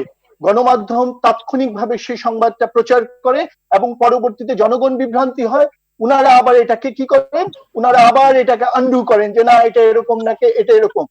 আপনি আমাকে একটা জিনিস বলেন, যেটা এই যে সাবেক স্বাস্থ্যমন্ত্রী বললেন যে আমরা ভাইরাস সম্পর্কে অনেক কিছু জানতাম, জেনেছি। আমরা সব জেনেছি বিদেশের কাছ থেকে। লকডাউন, আইসোলেশন, কোয়ারেন্টাইন, কোন শব্দের সাথে বাংলাদেশের কোন মানুষের কোন সম্পর্ক পরিচয় ছিল না। বিদেশের সমস্ত শব্দ সরকার ব্যবহার করেছে এখানে, মানুষ কিচ্ছু বুঝে নাই। মানুষকে যে যোগাযোগ যে একটি বিজ্ঞান, এবং মানুষকে যে সঠিক ভাষায় তাকে বলতে হবে, তোমাকে এই করতে হবে, একটা কৃষকের কাছে বার্তা পৌঁছাতে হবে, একজন শিক্ষিত ভাষা কি হবে সরকার একদম জানে না। ফলে আমি বলবো সরকারের যে ভাষা, গণমাধ্যম সেগুলো প্রচার করেছে, সেগুলি প্রচার করে অনেক জায়গায় অনেক ধরনের বিভ্রান্তি তৈরি হয়েছে, জনগণ কিছু বুঝেও নাই। এটা হচ্ছে এক। গণমাধ্যম যে কখনো কখনো ভুল করে না, এটা আমি কখনোই বলি না। গণমাধ্যম ভুল করে, গণমাধ্যমের কাজ হচ্ছে সেটাকে সংশোধন করা। এর বাইরে যদি বলেন, অনেক সময় বলা হচ্ছে যে ডিজিটাল সিকিউরিটি অ্যাক্টের একটা অপব্যবহারও হচ্ছে, অনেকে গ্রেপ্তার করা হচ্ছে। ফেক নিউজ হয়তো থাকে, কিন্তু অনেক সঠিক নিউজেরও তো ব্যবহার থাকতে হবে। যেমন প্রায় 100 জনের উপরে কিন্তু জনপ্রতিনিধি বরখাস্ত হয়েছে সাংবাদিকদের রিপোর্ট করার কারণে। তো এইটা বন্ধ করলে কি হবে কিনা? আপনি জানেন অমর্ত্য সেনের বিখ্যাত কাজ ফেমিন এবং গণমাধ্যমের স্বাধীনতা নিয়ে, তিনি বলেছেন যে দুর্ভিক্ষ হয় চালের অভাবে না, উৎপাদনের অভাবে না। চাল উদ্বৃত্ত ছিল ওই সময় 1943-এর মনন্তরে, তবু দুর্ভিক্ষ হয়েছে কারণ আসলে তথ্য ছিল না যে কোথায় চালটা দিতে হবে। এটাকে তিনি বলেছেন একটা ম্যান মেড ডিজাস্টার, যেটা নিয়ে সত্যজিৎ রায় বিখ্যাত মুভি বানিয়েছেন অশনি সংকেত, আমরা জানি। তো এই যে তথ্যের স্বাধীনতা নরমাল সময় যা থাকবে, সংকট আরো বেশি থাকতে হবে। এখন কিন্তু এক ধরনের আমরা ভয় দেখতে পাচ্ছি সবাই, ফেসবুকের ক্ষেত্রে, পোস্টিং এর ক্ষেত্রে, নিউজ করবার ক্ষেত্রে। এই ভয়টা কেন? প্রথমে আপনি একটা জিনিস যদি দেখেন, আপনি যদি মার্চ মাসের দিকে একটু স্মরণ করার চেষ্টা করেন, সরকার করোনাকে মোকাবেলার জন্য যত কথা বলেছে তার চেয়ে অনেক বেশি গুজব মোকাবেলার জন্য চিৎকার করেছে। কথা হচ্ছে গুজব দিয়ে, গুজবের কথা বলে আসলে আপনি কাকে দমন করার কথা বলছেন? মূলধারার যে গণমাধ্যম অর্থাৎ যারা দৈনিক পত্রিকা, যারা টেলিভিশন চালায়, তারা তো গুজবের দৈনিক পত্রিকা নয়, তারা গুজবের চ্যানেল নয়। গুজব যদি বলেন সেটা সোশ্যাল মিডিয়াতে। গুজব কি পলিটিশিয়ানরা ছড়ান না? পলিটিশিয়ানরা সমানে মিথ্যা কথা বলেন না? বলেন। আমি সৎ পলিটিশিয়ানদেরকে বাদ রাখছি অত্যন্ত শ্রদ্ধার সাথে। ফলে তারাও যখন মিথ্যা বলেন, তারাও যখন গুজব ছড়ান, সেটাও কিন্তু গণমাধ্যমে চলে আসছে, সোশ্যাল মিডিয়ায় চলে আসছে। ফলে গুজবের কথা কেন করোনার সময় এত চড়াও করে বলা হলো আমি কি বুঝতে পারছি না। কে গুজবটা ছড়াবে? Social media. আমার কাছে যেটা মনে হয়েছে, আমাদের যে স্বাস্থ্য খাতটা কমপ্লিটলি একটি Rana plaza, it looks good, actually এটা ভেঙে পড়ছে, বা ভাঙাই ছিল, ভেঙেটা পড়াটা দেখা বাকি ছিল আমাদের। এইটা নিয়ে যেন কেউ কিছু কথা না বলে। যেমন আমি একটা জিনিস বলি, নিশ্চয়ই, যেমন মনে করেন মাস্ক N95 মাস্ক যে ডাক্তারদেরকে দেয়া হলো, যেই মাস্ক নিয়ে এত আলোচনা, যে পিপিই নিয়ে আলোচনা, সব ফেক। সোশ্যাল মিডিয়া এটা নিয়ে ডেফিনেটলি লেখালেখি হওয়া উচিত ছিল, গণমাধ্যমে তো বটেই। এগুলোকে চেপে রাখার একটি, অবশ্যই যারা অন্যায় করেছে তারা চেয়েছে এগুলিকে গোপন রাখতে। বারবার স্বাস্থ্য অধিদপ্তরের লোক বলছেন যে আমরা 21শে জানুয়ারি থেকে প্রস্তুতি নিয়েছি। প্রস্তুতি যদি নিবেন, আমার প্রশ্ন হচ্ছে ডক্টরদের কেন মাস্ক পিপিই ছিল না? প্রস্তুতি নিবেন যদি, তাইলে প্রশ্ন হচ্ছে যখন মাস্ক পিপিই দেয়া হলো, তার আগেই ডাক্তাররা ইনফেক্টেড হওয়া শুরু হলো, তার আগে মারা যাওয়া শুরু হলো, এবং আপনারা ভেজাল পিপিই মাস্ক কেন দিলেন? এই যে এত সব গুরুত্বপূর্ণ প্রশ্ন, অনেক তথ্য আপনি জানেন সোশ্যাল মিডিয়াতে সাধারণ মানুষ পিক করে, গণমাধ্যম সেখান থেকে সোর্স হিসাবে পেয়ে যায়, পরে যাচাই করে। সো গণমাধ্যম যেন এই সোর্স গুলো না পায়, সাধারণ মানুষ, ভুক্তভোগীরা যেন সোশ্যাল মিডিয়াতে সত্যটা বলে দিতে না পারে, এটা এক ধরনের ইন্টিমিডেশন, অর্থাৎ আমাকে আতঙ্কগ্রস্ত করা হচ্ছে, তুমি সত্যটা বলবে না। আমি আরো একটা তথ্য আপনাকে যোগ করতে চাই। আমার ডাক্তার বন্ধুদের কাছে আমি জানি, সরকার যখন মাস্ক পিপির এই সকল ফেক জিনিস নিয়ে তদন্তের কথা বলেছে, তখন অনেক ডাক্তারকে স্বাস্থ্য মন্ত্রণালয়, স্বাস্থ্য অধিদপ্তর, নানান উচ্চ জায়গা থেকে বলা হয়েছে ঢাকার বাইরে, তোমরা কিন্তু যেই মাস্ক পিপিই পেয়ে থাকো না কেন, তদন্ত কমিটির কাছে বলতে হবে সঠিকটা পেয়েছো। এই যে সত্যগুলো, এগুলি লুকাতে চাচ্ছেন তো আপনারা, তাই না? এই যে কালীগঞ্জে, আজকে আমি গাজীপুরে একজন ভদ্রলোকের সাথে কথা হচ্ছে, সে বলছে সরকার বলছে ভাইরাসকে কন্ট্রোল করবে। ভাইরাস তো ছড়াচ্ছেই হচ্ছে সরকারের অব্যবস্থাপনা এবং দায়িত্বহীনতার জন্য। কেন? বলছে কালীগঞ্জের লোকে স্যাম্পল দিচ্ছে, আমি পজিটিভ না নেগেটিভ জানতে, সেই স্যাম্পলের রেজাল্ট 10-11 দিনে পাচ্ছে না, সে তো যথারীতি ঘুরে বেড়াচ্ছে এবং ভাইরাস ছড়াচ্ছে, সে কি আর 10-11 দিন বসে থাকবে? এগুলি যেন উঠে না আসে, এইগুলিকে একটি কন্ট্রোল করার চেষ্টা। আমরা এই কারণে হয়তো দেখেছি যে স্বাস্থ্য সচিবকে সরিয়ে দেওয়া হচ্ছে, অতিরিক্ত সচিবকে সরিয়ে দেওয়া হয়েছে এসব মাস্ক এবং পিপিই কেলেঙ্কারির জন্য। আসলে রুবাইব সাহেব, আমি তো একটা জিনিস বলি, স্বাস্থ্য সচিবকে যে সরিয়ে দেওয়া হলো, উনাকে কি কোনো ধরনের জবাবদিহিতার জায়গায় আনা হয়েছে যে কেন এই অব্যবস্থাপনা গুলো হলো, কেন ফেক মাস্ক, কোথায় কেন পিপিই ভুল গেল, কেন সময় মতো আমার কাছে কিট ছিল না, কেন পর্যাপ্ত পরীক্ষার ব্যবস্থা করা হয়নি, কোন জবাবদিহিতা না করে আপনি কি করলেন? একটি ট্রান্সফার করে দিলেন, তারপরে আবার কি শুনলাম তাকে একটি সিনিয়র সচিবও করে দিলেন, রাইট? স্বাস্থ্য অধিদপ্তরের ডিজি, তাকে নিয়ে বিস্তর অভিযোগ, কিন্তু কিছুই হচ্ছে না। আমার তো প্রশ্ন, একজন এই যে এখানে রুহুল হক সাহেব আছেন, সাবেক স্বাস্থ্য, আই রেসপেক্ট হিম এ লট, উনি একজন অত্যন্ত শ্রদ্ধেয়, আমি because of is a very honest একজন পলিটিশিয়ান। আমার প্রশ্ন, কি করে, মানে এখন যিনি স্বাস্থ্যমন্ত্রী, আমার তো খুব কৌতূহল, উনি কোন যোগ্যতায়, কোন ক্রাইটেরিয়ায় স্বাস্থ্যমন্ত্রী? আমি একজন নাগরিক হিসেবে জানতে চাইতেই পারি, আমি সাংবাদিক হিসেবেও পারি। এরকম বিচিত্র প্রশ্ন মানুষের মনে আছে, যে প্রশ্নগুলো উত্থাপিত হতে দিতে চায় না তারাই, যারা সত্যগুলোকে লুকিয়ে রাখতে চায়। অনেক ধন্যবাদ আপনাকে, তারাই ক্ষমতায়। অনেক ধন্যবাদ। আমি যাব ডাক্তার শিকদারের কাছে। আপনি যদি একটু বলেন, একটা কিন্তু বলা হচ্ছে লোকজন যে মার্কিন যুক্তরাষ্ট্র কিংবা ইতালি, স্পেন, তাদের স্বাস্থ্য গবেষণা অনেক ভালো, ভালো ডাক্তার তারা তৈরি করতে পারে, তাদের লজিস্টিক্স ভালো, তারপরেও তারা ততটা ভালো করতে পারে নাই যতটা অনেক কম উন্নত দেশ হিসেবে ভিয়েতনাম, কম্বোডিয়া, শ্রীলঙ্কা কিংবা ভারতের কেরালা করেছে। এবং গবেষকরা বলছে তার একটা বড় কারণ হচ্ছে এই যে over commercialisation, over privatisation, America, Italy কিংবা স্পেন কিন্তু নাজুক হয়ে গেছে, ভেঙে গেছে। কিন্তু এইসব দেশ ভিয়েতনাম, কম্বোডিয়া, তারা কেরালা কিন্তু অনেক ভালো করেছে, যে স্বাস্থ্য খাতের একটা সামাজিক মালিকানা ছিল, যে গরিবরাও চিকিৎসা পেত আসলে। তো এইটা কি বাংলাদেশের বড় সমস্যা কিনা, যে আমরা 70% প্রাইভেট খাতে দিয়েছি, যাদের মূল কাজ হচ্ছে প্রফিট ম্যাক্সিমাইজ করা, মানুষের জন্য, মানবতার জন্য যে কিছু করা যায়। আমি জানি জুলফিকার মানে আমার পরিচিত একজন রোগীকে নিয়ে তিনি ঘুরেছেন, এবং কিভাবে রোগীকে আটকে রেখে তারা বাড়তি টাকাগুলো নিচ্ছে, সেই জায়গাগুলো কিন্তু আমরা জানি। একটা শিকদার আপনি যদি একটু বলেন, স্বাস্থ্য ঠিক খাতকে এইভাবেই আমরা পুরোটা প্রাইভেটে ছেড়ে দিব কিনা আসলে? ধন্যবাদ। তাদের মূল কাজ আসলে হচ্ছে প্রফিট আসলে ম্যাক্সিমাইজ করা। আপনি ঠিক বলেছেন। আপনি জানেন যে আমাদের মুক্তিযুদ্ধের অন্যতম অঙ্গীকার ছিল যে আমাদের মৌলিক অধিকারগুলো সংরক্ষণ করা, এবং সেটি বঙ্গবন্ধুর যে সংবিধান, সেই সংবিধানে স্বাস্থ্যকে মৌলিক একটি অধিকার হিসেবে স্বীকৃতি দেওয়া হয়েছে, এবং জনগণের স্বাস্থ্য সুরক্ষার বিষয়টি সেখানে বর্ণনা করা হয়েছে। সুতরাং এটি তো রাষ্ট্রীয় দায়িত্ব, কোনো সন্দেহ নেই যে জনগণের স্বাস্থ্য ব্যবস্থা নিশ্চিত করা। তো দুর্ভাগ্যজনকভাবে শুধু বাংলাদেশে নয়, সারা বিশ্বে এখন স্বাস্থ্যটাকে একটা ব্যবসা বা বিনিয়োগের বা বিজনেসের জায়গাতে নিয়ে আসা হয়েছে। কিন্তু এমন একটি নোবেল প্রফেশন বা নোবেল সার্ভিসকে আসলে ব্যবসায়িক মান বিচারে কিন্তু কখনোই বিবেচনা করা যায় না। বাংলাদেশের যে আর্থসামাজিক প্রেক্ষাপট, এখানে কিন্তু সরকারি স্বাস্থ্য ব্যবস্থাটাকে খুব শক্তিশালী থাকতে হবে। কারণ আপনি দেখেছেন যে কথাটি আপনি বললেন ভিয়েতনাম বা কাম্পুচিয়ার কথা, বা হংকং অবশ্য ধনী দেশ, কিন্তু ভিয়েতনাম, কাম্পুচিয়া বা আমাদের পাশে ভারতে কেরালার কথা বলছে সবাই, কেরালা অনেক ভালো দেখিয়েছে। কেরালাও কিন্তু অনেক ভারতের অনেক জায়গার চেয়ে বেশি ধনী দেশ না, ধনী জায়গা না, কিন্তু শুধু ব্যবস্থাপনার কারণে কিন্তু কেরালা সেখান থেকে উঠে এসেছে। জানেন আপনি কি সেটি যে সমাজতান্ত্রিক ব্যবস্থায় আছে কেরালা চলতেছে, এবং আপনি তাদের স্বাস্থ্যমন্ত্রীর বিভিন্ন কন্ডাক্ট আপনারা হয়তো জেনে থাকবেন। তো আমি যে কথাটি বলছি এটা ঠিক যে আমাদের নিয়ন্ত্রণটা আরো বেশি সরকারি তরফ থেকে আরো বেশি পাকাপোক্ত করতে হবে। আমরা যদি এই বেসরকারি ব্যবস্থাপনার শুধু বিজনেস বা প্রফিট অর্জন করার সামগ্রী হিসাবে স্বাস্থ্যকে ছেড়ে দিই, আমি আপনার কাছে ফিরে আসবো। একজন দর্শক অপেক্ষা করছে, তার ফোনটি নিয়ে আমি আপনার কাছে ফিরছি। প্রিয় দর্শক, কে বলছেন? পরিচয় দিয়ে আপনার প্রশ্নটি রাখুন। কোত্থেকে বলছেন? আমি রাজিয়া সুলতানা লিপি। জি আপা বলুন। হ্যাঁ, আমি মৌলভীবাজার থেকে বলতেছি। আমি একটা প্রশ্ন শামীম ওসমান ভাইয়ের কাছে, আমি মাননীয় প্রধানমন্ত্রীর সম্মান রেখেই বলতেছি। আমি ঢাকার ভোটাধিকার, কিন্তু বর্তমানে 2 বছর যাবত মৌলভীবাজারে আছি, ভোট কিন্তু ঢাকাই দেই, কারণ বশত আমি ঢাকায় থাকি না।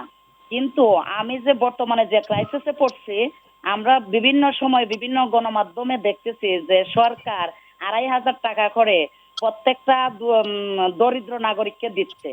কিন্তু আমি যে কোনো জায়গায় ইউনিয়ন চেয়ারম্যান অথবা কাউন্সিলর কাছে যাই, তারা আমার ভোটার আইডি কার্ড দেখে বলে আপনি ঢাকায় যান, আপনার এখানে কোনো কি নাই। তাইলে আমি এই মুহূর্তে ঢাকায় যেতে পারছি না বা কি করতে পারছি না। তাহলে আমার মতো যে নাগরিকগুলি আছে তারা কিভাবে চলবে? ধন্যবাদ লিপি আপা, মৌলভীবাজার। আমি আপনার সমস্যা বুঝেছি। আমি দেখি শামীম ওসমান ভাই সমন্বয় করেছেন। এক্ষেত্রে কি হবে? ঢাকার তার আইডি কার্ড, ভোটার এখানে, গ্রামের বাড়ি চলে গেছেন মৌলভীবাজারে, উনি তাহলে এই সামাজিক সুরক্ষার সুবিধাগুলো পাবেন কিভাবে? না না, এখানে কিন্তু আমাদের এলাকা থেকে আমরা কিন্তু এই জায়গাটা থেকে বেরিয়ে এসেছি, এরকম কোনো নির্দেশনা নাই। এটা যিনি করেছেন ওনার দায়িত্বে করেছেন। এখানে যেটা হয়েছে যে ভোটার আইডি কার্ড লাগবে একটা, তার টেলিফোন নাম্বার লাগবে একটা, এবং ডাটা বেস করা হয়েছে। যদি একই নাম্বারে অনেকগুলি হয়ে যায়, সেটা অটোমেটিকলি সেটা ব্লক হয়ে যাবে, পাবেন না, ধরা পড়েছে। এবং এরকম কিন্তু হয়েছে যে কষ্ট হচ্ছে দেখে, অ্যাকচুয়ালি মেম্বাররাই বা কি করবে, বা এরাই বা কি করবে। করোনার মধ্যে ঘরে ঘরে যে ভাবছে যে অতীতের মতোই, আচ্ছা ঠিক আছে একটা আইডি কার্ডের মধ্যে 300 নাম দিয়ে দিয়েছে, বাট আইডেন্টিফাই হয়েছে পরে, কারণ এখন তো ডিজিটাল সিস্টেমটা, তো এই জন্য হয়েছে। আর উনি যেটা বলছেন সবাইকে দেওয়া হয়েছে, সবাইকে তো দেওয়া হয়নি, 50 লাখ মানুষের জন্য এটা গেছে। আমার মনে হয় যে ওনার কার্ড যদি থাকে, উনি বাংলাদেশের যেখানে অবস্থান করেন তার পাওয়া দরকার, তাই তো? জি, আমার তথ্যটি তিনি পেয়েছেন। জি। আর জুলফিকার ভাইকে আমি একটা জিনিস বলতে চাই, নিশ্চয়ই মানিক ভাইকে, যে মিডিয়ার কথা যেটা বলতেছেন, আমি একটা রিকোয়েস্ট করতে চাই আপনাদের কাছে, যে আমি কিন্তু মিডিয়াকে জাস্ট আঙ্গুল দিয়েছি এইটুক, যে আমার সৎসাহস আছে বলাটা। সব মিডিয়া কিন্তু এক জায়গায় না। কিছু কিছু মিডিয়া একরকম ভূমিকা রাখে, কিছু কিছু মিডিয়া একরকম ভূমিকা রাখে, যেটা আপনিও বলেছেন সব পলিটিশিয়ান একটা। So this is the proper time. এখনই আমার মনে হয় দ্য বেস্ট টাইম যে স্পেসিফিকেশন করেন। ইফ ইউ থিঙ্ক দ্যাট যে কোথাও আপনার কন্ট্রোল করার চেষ্টা করা হচ্ছে, কিন্তু ওখানে দুর্নীতি হচ্ছে, আপনার কাছে ইনফরমেশন আছে, আমি একজন জনপ্রতিনিধি হিসাবে কিংবা একজন মানুষ হিসাবে আপনার কাছে কিংবা আপনাদের কাছে রুবায়েত ভাইয়ের মাধ্যমে RTVর মাধ্যমে রিকোয়েস্ট করছি হাত জোর করে, please give us the information whatever it is, সে যেই হোক না কেন, সে যত বড় নেতা হোক কিংবা যত বড় আমলা হোক, আমাদের কাছে দেন। আমরা এই কথা তুলবো এবং মাননীয় প্রধানমন্ত্রীর কাছে তুলবো। তার কোনো চাওয়া পাওয়া নাই। এবং আপনাকে আমি নিশ্চিত করে বলতে পারি, জাতির জনকের কন্যার কাছে এই প্রশ্ন যদি আমি কেন, আমার মতো লক্ষ স্বামীমও হয়, ছাড় পাবে না। সামনে দেখবেন, আমি যদি তাকে চিনে থাকি, সামনে দেখবেন যে যারা এগুলি করেছে। অনেক ধন্যবাদ শামীম ভাই আপনাকে পাবলিক মিডিয়াতে জোর গলায় এই বক্তব্যটি রাখার জন্য। আমরা চাই পার্লামেন্টে আপনি এগুলো তুলবেন। তো ডাক্তার শিকদার, আপনি শেষ করতে পারেননি। জি, ধন্যবাদ। অ্যাকচুয়ালি দেখুন, আপনি জানেন যখন প্রাইভেট মেডিকেল কলেজ বা প্রাইভেট হাসপাতালগুলো স্বাস্থ্য অধিদপ্তর বা মন্ত্রণালয় থেকে যখন ছাড়পত্র নেয় তার হাসপাতাল নির্মাণের জন্য বা কলেজ নির্মাণের জন্য, তখন কিন্তু বলা থাকে যে এত % ফ্রি চিকিৎসা করতে হবে, কোনো রোগীকে ফেরত রাখা যাবে না হাসপাতাল থেকে। সেই কথাগুলো কিন্তু সেই সময় লিখিত থাকে। এই লিখিত অঙ্গীকারগুলো ভঙ্গ করে যখন এরকম একটা ক্রাইসিস মোমেন্টে, যেটা শুধু বাংলাদেশের ক্রাইসিস নয়, গ্লোবাল ক্রাইসিস, সেই সময় আপনার হাসপাতালে 500 বেড খালি রেখে দিবেন, কোনো রোগী ভর্তি করবেন না, COVID-19 এর পেশেন্ট ভর্তি করবেন না। আপনি প্রাইভেট হাসপাতালের অধিকারী বলে, এটা তো হোটেল নয়, 5 স্টার হোটেল নয় যে আপনি এখানে বড় লোক পেলে পরে রোগী ভর্তি করবেন, গরিব মানুষ হলে ভর্তি করবেন না। এরকম কোন সুযোগ বা এরকম ছাড়পত্র, এরকম কোন বিধান কিন্তু প্রাইভেট না মেডিকেল কলেজকে না প্রাইভেট হসপিটাল, কোন প্রাইভেট কি করে এরকম বিনামূল্যে? আপনি যেটা বললেন নিয়মের মধ্যে আছে এত ভাগকে চিকিৎসা দিতে হবে, আমরা তো দেখি না সেরকম। বরং রোগী আটকে রাখে, দেখি রোগী আটকে রাখে, কারেক্ট, বিল না দিলে রোগী আটকে রেখেছে, সেই নিউজ আমরা এর মধ্যে দেখেছি। আরে রোগী মারা গেছে স্যার, মারা গেছে, রোগী মারা যায়, মারা যাওয়ার পরও ভেন্টিলেশন ভিতরে দিয়ে রাখে, আরেকটা রোগী না আসা পর্যন্ত 3 দিনের বিলটা বাড়বে, এরকম তো দেখেছি আমরা। কিংবা টেস্ট লাগবে 3টা দিয়ে রাখছে 10টা, এরকম তো দেখেছি। কিংবা ফার্মাসিউটিক্যাল কোম্পানিগুলো এত হিউজ ড্রাইভ করে ডাক্তারদের অনেক সময় ফ্ল্যাট কিনে দেয়, তারপরে এরোপ্লেনের টিকিট কিনে দেয় এক্সট্রা ওষুধ লিখবার জন্য। কারেক্ট। এবং প্রাইভেট হাসপাতালের আশেপাশে আমরা প্রচুর দালাল দেখে ঘুরতে দেখি। আসলে এরকম অনেক ঘটনা আসছে, পত্রিকাতে আসছে যে আইসিইউতে পেশেন্ট মারা গেছে, বিল দিতে পারে না বলে 7 দিন সে পেশেন্টটা রেখে পরে ছেড়েছে। এইরকম ঘটনাগুলো আমরা জানি, কিন্তু কথা হলো যে আইনগতভাবে সেই ব্যবস্থা এরকম কেন? ডাক্তারদেরকে আমরা এত ঈশ্বরের পরে কিন্তু মনে করি, ডাক্তারদেরকে আমরা যখন রোগী হিসেবে আমাদের লোকজনকে নিয়ে যায়, মানে এত এত দেবতার জায়গা থেকে আমরা আসলে দেখি। আপনাদের একটা ওথ নিতে হয়, হিপোক্রেটিক ওথ নিতে হয় যে রোগীর কোনো হার্ম আমি করতে পারি না, সেই ওথের প্রতি কি সম্মান হয় এটা? না, আমি আপনাকে বলি, দেখেন এখানে একটা জিনিস একটু কাইন্ডলি বুঝবেন যে প্রাইভেট মেডিকেল কলেজ বা প্রাইভেট হাসপাতালের ম্যাক্সিমাম কিন্তু নন ডাক্তাররা চালাচ্ছে, মনে রাখেন, ব্যবসায়ীরা, বিজনেস প্রফিটেবল অর্গানাইজেশন। ডাক্তাররা সেখানে চাকরি করে, অনেক ডাক্তার কিন্তু ইচ্ছা করে ডিসচার্জ সার্টিফিকেট লিখতে পারে না রোগীর, যে আপনাকে কে বলছে রোগী ডিসচার্জ করার জন্য। ডাক্তার তার বৈজ্ঞানিক জ্ঞানের মাধ্যমে জানেন যে রোগী ভালো হয়ে গিয়েছে, তার বাসায় গিয়ে ফিজিক্যাল এক্সারসাইজ করবে, নিউট্রিশিয়াস ফুড খাবে, ভালো হয়ে যাবে। কিন্তু তাকে আবার হাসপাতালে রেখে অধিকতর বিল দেওয়ার জন্য যে চাপ দেওয়া হয়, এই চাপটা কে দেয়? কে দেয়? বিজনেসম্যানরা, যারা মালিকরা দেয় সেটি। সুতরাং এই যে অব্যবস্থাপনা, এটি থেকে বেরিয়ে আসার সম্ভবত, যেটি আপনি প্রথম বলেছিলেন, বিজনেস কিন্তু খারাপ না, কিন্তু বিজনেসের মধ্যে আমরা চাচ্ছি এথিক্স থাকবে, তো একটা মোরালিটি থাকবে, এথিক্যাল বিজনেস করা হবে তো, এবং এই ডাক্তারি পেশা তো আরো বেশি এথিক্যাল হতে হবে। বিজনেস বলতে আমি বুঝাচ্ছি, দেখুন আসলে চিকিৎসা কখনোই বিজনেসের কমোডিটি হতে পারে না, হওয়া উচিত না, যদিও হয়ে গেছে, তারপরে একটা এথিক্যাল বিজনেস থাকা উচিত, যে লাভটা কতটুকু করবেন একটা প্যারামিটার থাকা উচিত, সরকারের একটা মনিটরিং থাকা উচিত। সরকার লাইসেন্স দিয়ে একটা বাতিল করে দিত, তাহলে কিন্তু শিক্ষা হতো, সেরকম আমরা দেখি না। লাইসেন্স বাতিল করতে হবে, আমি যে কথাটি আসছিলাম এবার হবে। ওকে, আমরা দেখতে চাই যে অন্তত পরীক্ষামূলক ভাবে হলো আমরা দেখতে চাই 2-1টা হাসপাতাল লাইসেন্স বাতিল হয়েছে। আমি সেই কথাটাই বলছিলাম যে করোনা আমাদেরকে চোখে আঙ্গুল দিয়ে দেখিয়ে দিয়েছে, এটি বোথ অ্যাডমিনিস্ট্রেটরদেরকে দেখিয়েছে, সাধারণ মানুষ, কারণ অনেক হাসপাতালে মালিক আবার এমপিও বটে, সেই পার্লামেন্টে কথা বলে, এরকম নেক্সাসও কিন্তু আমরা দেখেছি। আসলে বেরোনোর সহজ রাস্তা নাই। আরেকজন দর্শক ফোন দিয়েছে, তারা ফোনটি নিয়ে আমি আফম রুহুল হকের কাছে যাব। জি, প্রিয় দর্শক, কে বলছেন, কোত্থেকে বলছেন?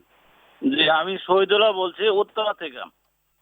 আচ্ছা, আপনাদের আমার একটা প্রশ্ন হলো, আপনাদের এই যে গুরুত্বপূর্ণ, হ্যালো, জি বলুন, আমি শুনছি উত্তরা থেকে। হ্যাঁ, আমি বলছি যে আপনাদের গুরুত্বপূর্ণ যে আলোচনা চলতেছে করোনা বিষয়ে, দেখেন এই যে বিভিন্ন মেডিকেলে যে বিসি প্রবিসি সব ডাক্তার নিয়োগ দেওয়া থাকে, কিন্তু একটা স্বাস্থ্য মন্ত্রণালয় একটা গুরুত্বপূর্ণ জায়গায়, সেই জায়গায় একজন ডক্টর মন্ত্রী থাকে না। বাংলাদেশে কি এতই গুরুত্বপূর্ণ ডক্টর নাই? ডক্টরকে আপনারা একজন সরকার একজন ডক্টরকে আইনা এখানে বসাইতে পারে না। বাংলাদেশে কি এরকম রাজনীতিবিদ নাই? অনেক ধন্যবাদ ডক্টর আফম রহুল। আপনি কি বলবেন, উনি দাবি করছেন যে স্বাস্থ্যমন্ত্রী কি একজন ডাক্তারই হতে হয়, এরকম কোন নিয়ম আছে কিনা? যিনি ডাক্তারি ব্যবস্থার অন্তত বুঝবেন তাকেই করতে হবে, এরকম কোন ব্যাপার আছে কিনা? তার প্রশ্ন এরকম উত্তরা থেকে। কিছু কিছু দেশে একেবারে খুব স্ট্রিক্টলি ইনফরমালি ল, অলমোস্ট ল না কিন্তু আইনের মতো করে ফেলেছে যে এই জায়গায় একজন ডাক্তার থাকে। আমাদের দেশে নাই। না, সেটা ডাক্তার ছাড়াও চিকিৎসা ভালো ব্যবস্থাপনা হতে পারে, এটা নট পসিবল। চিকিৎসক থাকলে তার কিছু এক্সট্রা নলেজ থাকে, সেটা সুবিধা কিছু হয়। আমি আসলে যে কথা বলতে চাই সেটা দুটো ব্যাপার।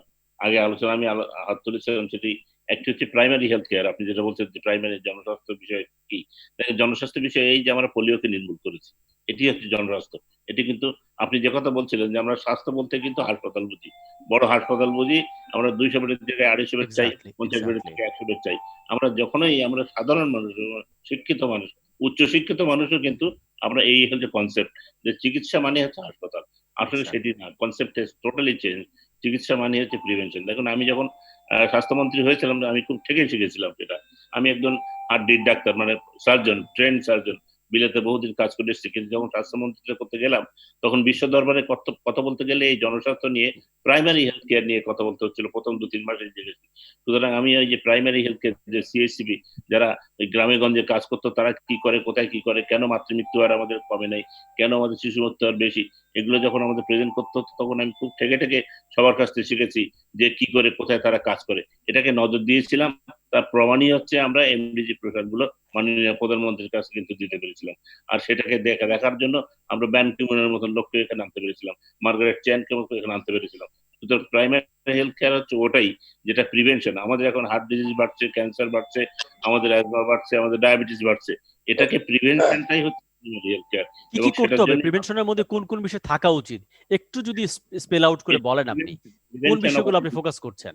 Prevention of all diseases. আমাদের ডায়াবেটিস প্রিভেন্ট করতে গেলে আমাদের হাঁটতে হবে, খাদ্য খেতে হবে। এক্স্যাক্টলি, এগুলো আমি শুনতে চাচ্ছি, কি করতে হবে? হ্যাঁ, চালানোর জন্যই জনবল দরকার এবং সেটির সবচেয়ে তো ভালো ব্যবস্থাপনা মাননীয় প্রধানমন্ত্রী করেছেন কমিউনিটি ক্লিনিক। এই যে কমিউনিটি ক্লিনিক করেছেন গ্রামে, সেটি হচ্ছে সেই ব্যবস্থাপনাটা, that is the best situation. CSCP যে কথা বলছিল, এটা হচ্ছে প্রাইমারি হেলথ কেয়ারের আসল স্টেজ এবং সেখান থেকে হয়। এবং বাংলাদেশে এই প্রাইমারি হেলথ কেয়ার আপনি যেটা বলছিলেন, আমাদের যে এই প্রাইমারি হেলথ কেয়ার মানে কমিউনিটি ক্লিনিক, আমাদের ইউনিয়ন স্বাস্থ্য কেন্দ্র, উপজেলা স্বাস্থ্য কেন্দ্র, ডিস্ট্রিক্ট হসপিটাল, আমাদের এই কিন্তু অবকাঠামো কিন্তু খুবই স্ট্রং। এই জিনিসটা আমি বলতে চাই যে প্রাইমারি হেলথ কেয়ারের উপরেই নজর দিতে হবে। আর এই কোভিড কিন্তু সবাইকে দেখিয়ে দিয়েছে চোখে আঙুল দিয়ে, এবং যেসব উন্নত বিশ্বে কিন্তু আমাদের যেরকম প্রাইমারি হেলথ কেয়ার আছে ততটা নেই।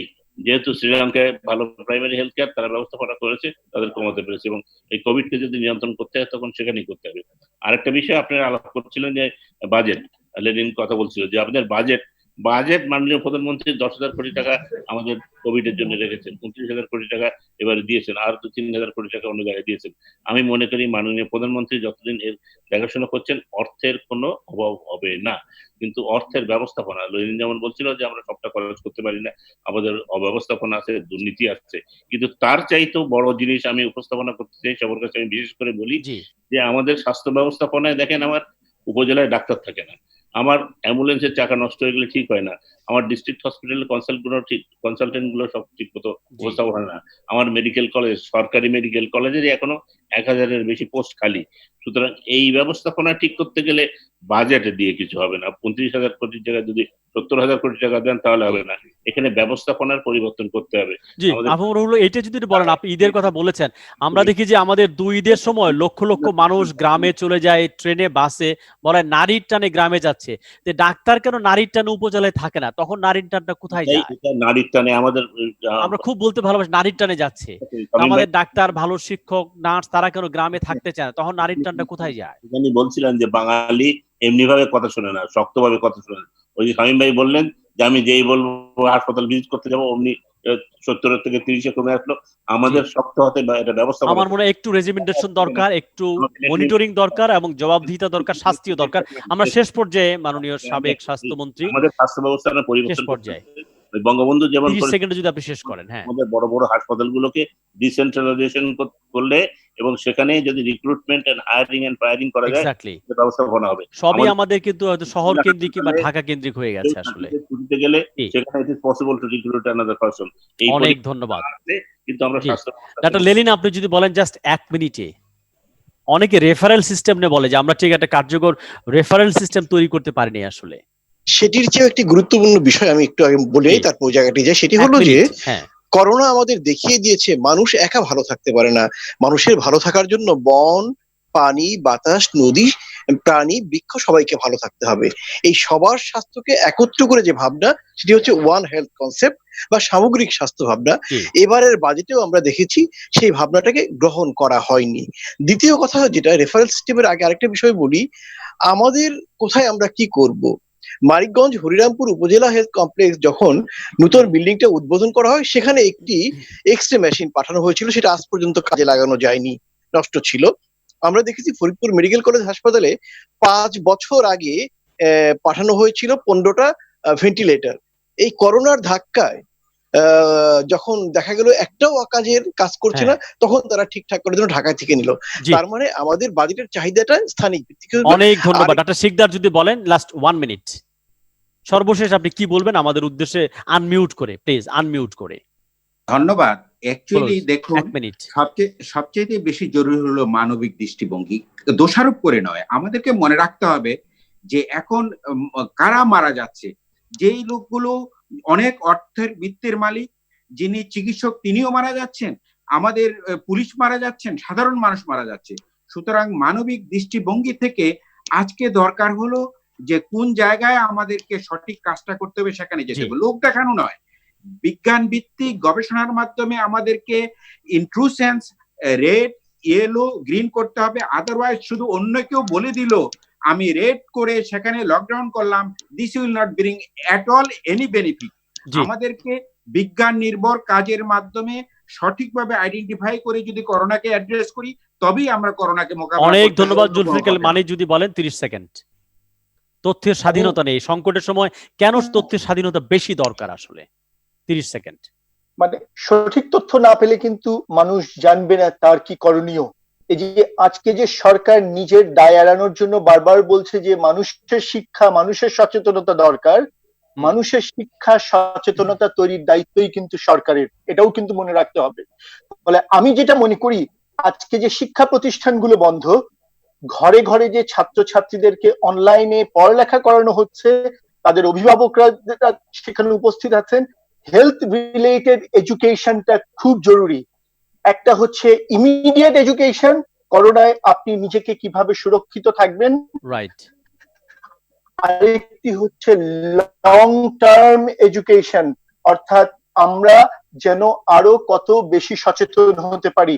মনে রাখবেন, এই দেশে কিন্তু বিদেশি টাকা অনুদান এনে লোকজনকে সকালবেলা টয়লেট করার পরে হাত ধোয়া শেখানো হয়। আমরা কত পিছিয়ে আছি সেই শিক্ষাটা। না, অনেক পাবলিক বিশ্ববিদ্যালয়ে আমরা কিন্তু অনলাইন ক্লাস শুরু করতে পারি নাই, কারণ হচ্ছে আমাদের ছেলে মেয়ে যারা সেই ভুরুঙ্গামারি থাকে, ছাগলনায়া থাকে, তার কিন্তু ডেটা কেনার সামর্থ্য নাই। এই সময় কি টেলিকম, আমি কি বড় বড় টেলিকম কোম্পানিগুলি হাজার কোটি টাকার বিজনেস করে, তারা কি শিক্ষা খাতে এই ডেটাটা ফ্রি দিতে পারে না, স্কলারশিপ দিতে পারে না? নিশ্চয়ই তারা চাইলে দিতে পারে, কিন্তু আপনি বাজেটে বরং আমরা দেখেছি ইন্টারনেটের খরচ বাড়িয়ে দিয়েছে, মোবাইল ফোনে কথা বলার খরচ বাড়িয়ে দিয়েছে। আপনি দেখেছেন এই সংকটে সবচেয়ে বড় ব্যবসা করেছে কিন্তু টেলিকম খাত, বাকি ব্যবসা পড়ে গেছে, তাদের ব্যবসা সবচেয়ে বেড়েছে আসলে। তাদের কিন্তু আমরা দেখছি না সামাজিক কল্যাণ খাতে বেরিয়ে আসতে। আমি শেষ 1 মিনিট শেষ করব। আমি একটা অ্যাড করে নেই, যে কোনো জিনিস ঠিক করতে হলে সবার আগে রাজনীতিকে ব্যবসা মনোবৃত্তি থেকে বেরিয়ে আসতে হবে। অনেক ধন্যবাদ mister Shamim Osman. 1 minute unmute করে প্লিজ, আনমিউট করে। আমি শুধু একটা কথা বলবো, 1 মিনিটে বেশি কথা বলা যাবে না। শুধু একটা কথা বলতে চাই, যারা দেখছেন, আমরা যারা উপস্থিত আছি সবাইকে, আমার কাছে জানি কেন মনে হচ্ছে আমরা সবাই ভেবে নিচ্ছি যে করোনা ছাড়া আমরা মধ্যে মরবই না, করোনায় বেঁচে গেলে বেঁচে গেলাম। পৃথিবীতে সবচেয়ে বড় সত্য হচ্ছে যে আমরা যারা এসছি তার চেয়েও বড় সত্য হচ্ছে আমাদের সবাই যেতে হবে। যাবেন কিন্তু সবাই। আর যেদিন যাবেন, কার জন্য রেখে যাবেন? ছেলে মেয়েদের জন্য কামিয়ে রেখে যাবেন অসৎ পথে? ও কিন্তু রোজ কিয়ামতে আপনার পক্ষে সাক্ষী দিবে না। ও কি যখন বলা হবে তুমি এটা করেছো রং, আল্লাহ যখন যার যার ধর্ম অনুযায়ী যখন জিজ্ঞেস করবেন, তখন আপনি যখন বলবেন আমি আমার সন্তান, স্ত্রী, আমার ছেলে মেয়ে, আমার মা বাবার জন্য করেছি, তখন উত্তর দেওয়া হবে তোমাকে করতে বলেছে কে, আমরা তোমাকে চিনি না। So change yourself. if we can change ourselves, we can change the Bangladesh ইনশাআল্লাহ, এবং চেঞ্জ হবেই, আপনি নিশ্চিত থাকেন ইনশাআল্লাহ।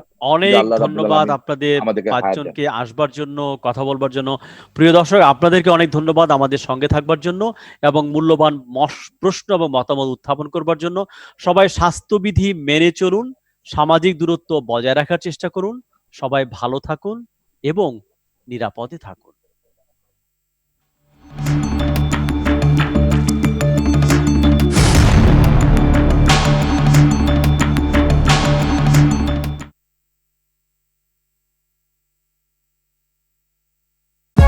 For more updates, subscribe and press the bell icon on YouTube app and never miss another update.